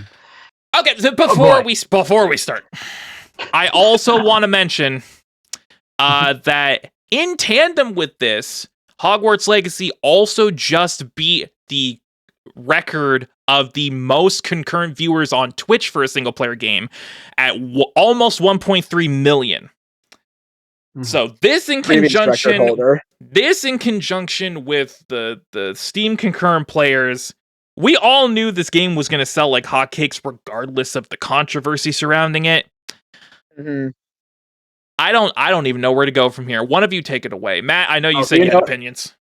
Do you know what the previous record holder was? Oh, sorry, Matt. I don't know. I don't know who the previous record holder was. I'm not sure of that. It was probably like Fortnite or something. Maybe League of Legends. It was single player, probably Cyberpunk. Yeah, that makes sense. Cyberpunk was huge. Okay, so here is my takeaway from Hogwarts Legacy. I have a lot. Okay, I have a lot of takeaways. The first one is that this sold well because it's Harry Potter. This Harry Potter. And they did, and Warner Brothers marketed the shit out of this. Like they were marketing the shit out of this for years. Like when was this announced? Like 2020. Like a long time ago. It was announced a while ago. This is not a new game. So and it was delayed multiple times too. So yeah, it sold like hotcakes, and it's going to sell like hotcakes because we know. The big thing to me that's kind of outside of the whole transphobia thing, which is mostly what's baffling to me about the popularity of Hogwarts Legacy is not the transphobia. It's not the fact that there's anti-Semitic shit in the game, and that they confirmed that because one of the items that the goblins in the game have is apparently like an actual Jewish like historical artifact that's considered kind of like an evil item in the game, which is kind of not great. The thing that baffles me is that I think just objectively the game looks like shit. I don't think it looks very good. I think I'm not interested. Yeah, I think if you're gonna make a Harry Potter game with where one of the appeals is to have a big magic system, which on surface sounds cool. Why do you only have 26 spells in its entirety in the game? When something like Elden Ring, which is not even a magic game, has like 50. Yeah. Or Skyrim has like 50. Yep. Or like Wizard 101 has like 200. Oh, that came out like fucking 20 years ago. Remember Wizard 101? You remember that? Oh, yeah. I have never played it. I'm just going by what I've heard from people who have. I don't know. Maybe I'll play it. I don't know. But it to me, like it's just. I think it's mostly a case of this is definitely a game that is mostly doing well just because of IP. Yep. It is 100%. Definitely good. I don't think this game would have done what. I think if this game was like literally like just ran like Mr. McGee's Magic Adventure or something like that. This game would no one would give a shit. Like Charles Magoo Wizard Simulator. And people would see the gameplay and be like, looks bleh. And then, but now it's hot. But because it's Harry Potter, people are like, well, it's Harry Potter. I read the books when I was a wee lad. I want to be a wizard. I want to go to the wizarding world. So yeah, that's honestly, my takeaway is that I think the game just kind of looks like shit. Like even beyond all the controversial stuff. That's why I just don't care about it because it looks like shit. Play the Lego games. If you're gonna play the Harry Potter game, play the Lego ones because those are good. Ryan, what are your takeaways from this? What are your thoughts on Hogwarts Legacy? Honestly, I just don't like thinking about this game just because of how much of a mess the whole thing has become. Like, I'm basically of the mindset of I totally get not wanting to play this game or support it or do anything with it because of J.K. Rowling's horrible views and all that. But for God's sake, don't harass people who are just trying to play their game for their job or just want to play a video game to forget about life for a while. Especially since most of the general public doesn't actually know about. Yeah, probably. Yeah, my dad's huge into Harry Potter. My dad loved the Harry Potter film. Loves the Harry Potter films. He loves them a lot, and he didn't know about J.K. Rowling's shit. Yeah, he didn't know about it until like a month ago when he asked me about it, and he was like, "Oh shit!" Like he didn't know. So like a lot of people just don't know, which is perfectly understandable if they're not chronically like online like I am. That's the same thing. That's the same thing with my mom. She loves Harry Potter, and it makes me kind of sad how much awful stuff has been surrounded with this series. And like genuinely, I just feel bad for people who legitimately like Harry Potter as a franchise because they got it the worst. Yeah. I grew up with that shit. That was like one of my big childhood things. Yeah, because it's just like I feel bad for the people who like they hate J.K. Rowling's views. They think she's completely wrong and she's saying dreadful stuff. But it's just like they genuinely like the series, and they can't even say that now without getting massively harassed and shit on by people. Sorry to interrupt, but it's like it's fine. It's the case of separate the art from the artist, but the art is the artist, so it's a lose-lose either way. It's really hard in this case for me to like. I don't support Harry Potter anymore personally with my wallet, maybe because I find it. I get why some people still do, but I personally can't because it's one thing to separate art from the artist. I always do try to do that still, and I still do that with Harry Potter to an extent as well. But it's also hard for me to still support something when that author is still alive. I feel like fans, that's a different, Anime fans know that shit all too well with Rurouni Kenshin. I've gotten to arguments over it. That's why when the new Rurouni Kenshin show comes out, I'm not watching it. Like I would love to, but I'm just not going to. I just don't feel at least until he is dead and gone. I don't feel comfortable. Like I don't. Yeah. To me, it's just like I am of the full support of people who don't want to support it. Like I totally get it. I am not saying you are wrong in the slightest. It's just I also at the same time, maybe it's just because I'm personally so tired lately and stressed from work. I also don't blame anybody who just wants to sit down and enjoy a piece of media to just forget about life for a while. I totally get it. I totally get it. And I'm not judging those kinds. I'm not judging those people. I think it's just this is just a situation where like it's just a kind of a really shitty situation. And the only thing that I think most people can agree on is that anyone who's buying the game because transphobia, fuck you. Yeah, fuck you. Go fuck yourself. Yes, absolutely agree there. Those people, fuck you. Like we respect trans rights here. Yes, 100%. 100%. Yeah. So like, here's my thoughts on the whole game. I've never been a Harry Potter fan. I've never been part of that community, so I wasn't interested in the game to begin with. Fuck J.K. Rowling. I think that goes without saying. Fuck J.K. And I 100% agree with Ryan. Like, don't harass people who just want to play the goddamn game, whether they be reviewers, journalists, casual game goers. Regardless, if anyone wants to play this game for leisure, to have fun with it because they're a Harry Potter fan, that is 100% up to them, and I support that decision. Like Matt said, if you're playing it because you're a transphobe, actually fuck off. So basically, just be a decent human being, unlike J.K. Rowling. That's the takeaway here. Do not be J.K. Rowling. That's the real message here. And whether you're playing the game because you love Harry Potter, whether you're boycotting it because you can't support it, that is up to you. It is up to the individual to decide how to proceed with this situation. And I support both sides. You want to boycott it? That is your choice. Go for it. You want to play it because you just want to play the damn game? Again, go for it. That's your choice. I don't care what you do with this game as long as you're not a transphobe. And that's pretty much my stance on that.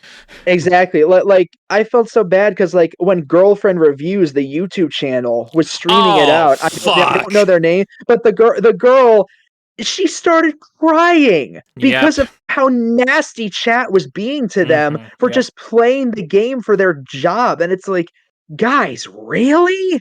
Especially since it's their job too. If they're a reviewer or a journalist, they got to do it. I'm pretty sure a lot of these journalists probably wouldn't have gotten it if it wasn't for their job.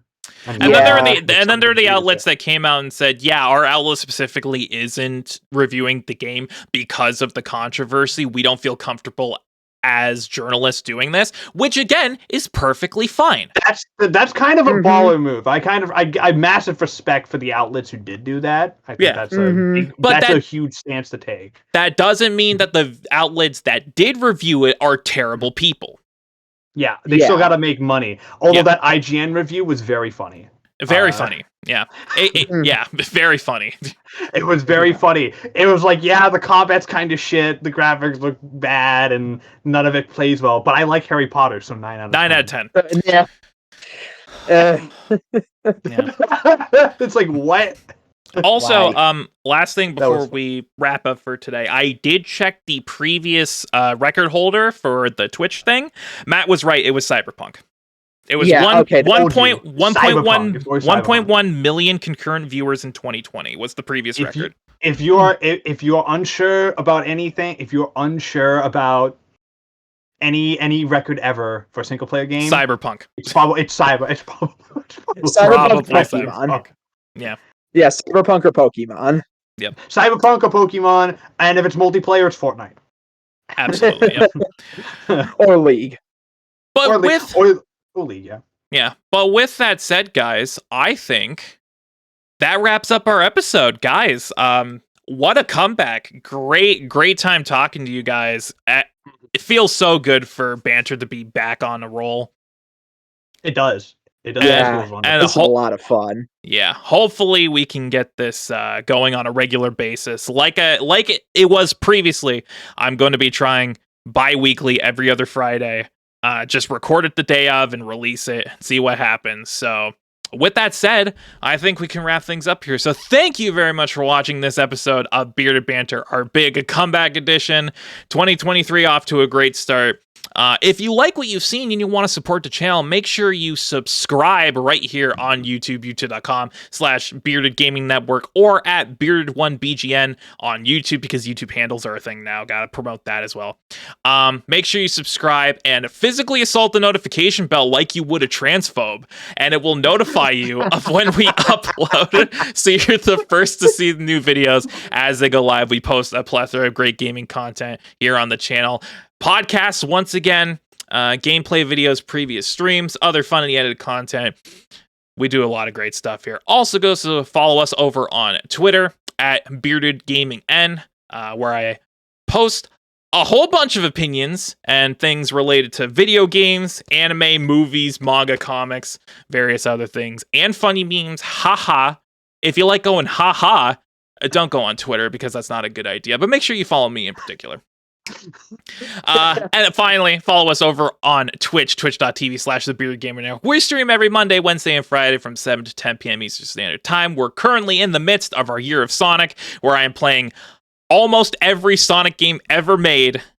We are currently in spin-off territory because on Monday we're going to be playing Sonic Spinball and Robotnik's Mean Bean Machine, so make sure you tune in for all of that fun stuff. With me, I have my co-host, Matt Legion Rex. You can follow him on Twitter at Legion Rex, where he posts various opinions involving media, gaming, anime, all that stuff, as well as reviews he does on his blog, as well as on Letterboxd and articles he posts on Collider. Also, go subscribe to him on his YouTube channel, Legion Rex, where he might upload a video. Who knows? And I stream once in a blue moon as well. He streams twitch.tv/Legion Rex. He was playing Yakuza 0 Legend Run. He might go back to that whenever he has time or energy or passion.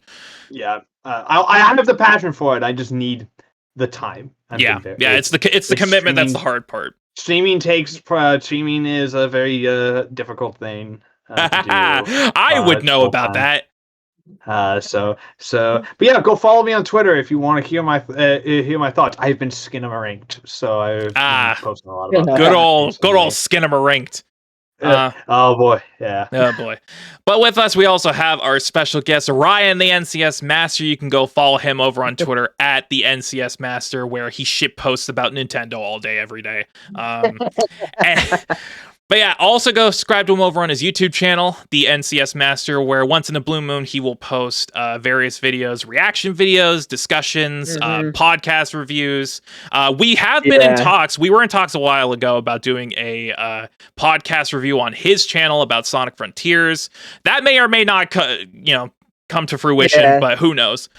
Yeah, I'd like to do more YouTube. It's just, especially with my job ever since like August, it's just like making a good YouTube video takes so much time. The job comes first. Money, making living comes first. Yep. Yeah. And also, whenever he gets it up and running, you can go follow him on Twitch as well at the NCS Master. Hopefully, we'll be seeing you streaming sooner rather than later, because I would 100% tune in for that. Yeah, I'm hoping to get that more up to speed once I'm done with this current position at my internship, and hopefully in the downtime I can try to get something together. Yeah, but with that said, I think we can wrap things up here. So thank you all very much for watching. I'm Shane the Bearded One with Friendo signing off, and we will see you all in 2 weeks for another exciting edition of Bearded Banter. Hopefully it doesn't go on hiatus again, or I don't die. Everyone, fingers crossed. Fingers crossed. Fingers crossed, baby. All right. We'll see you all next time. Keep on gaming, everyone.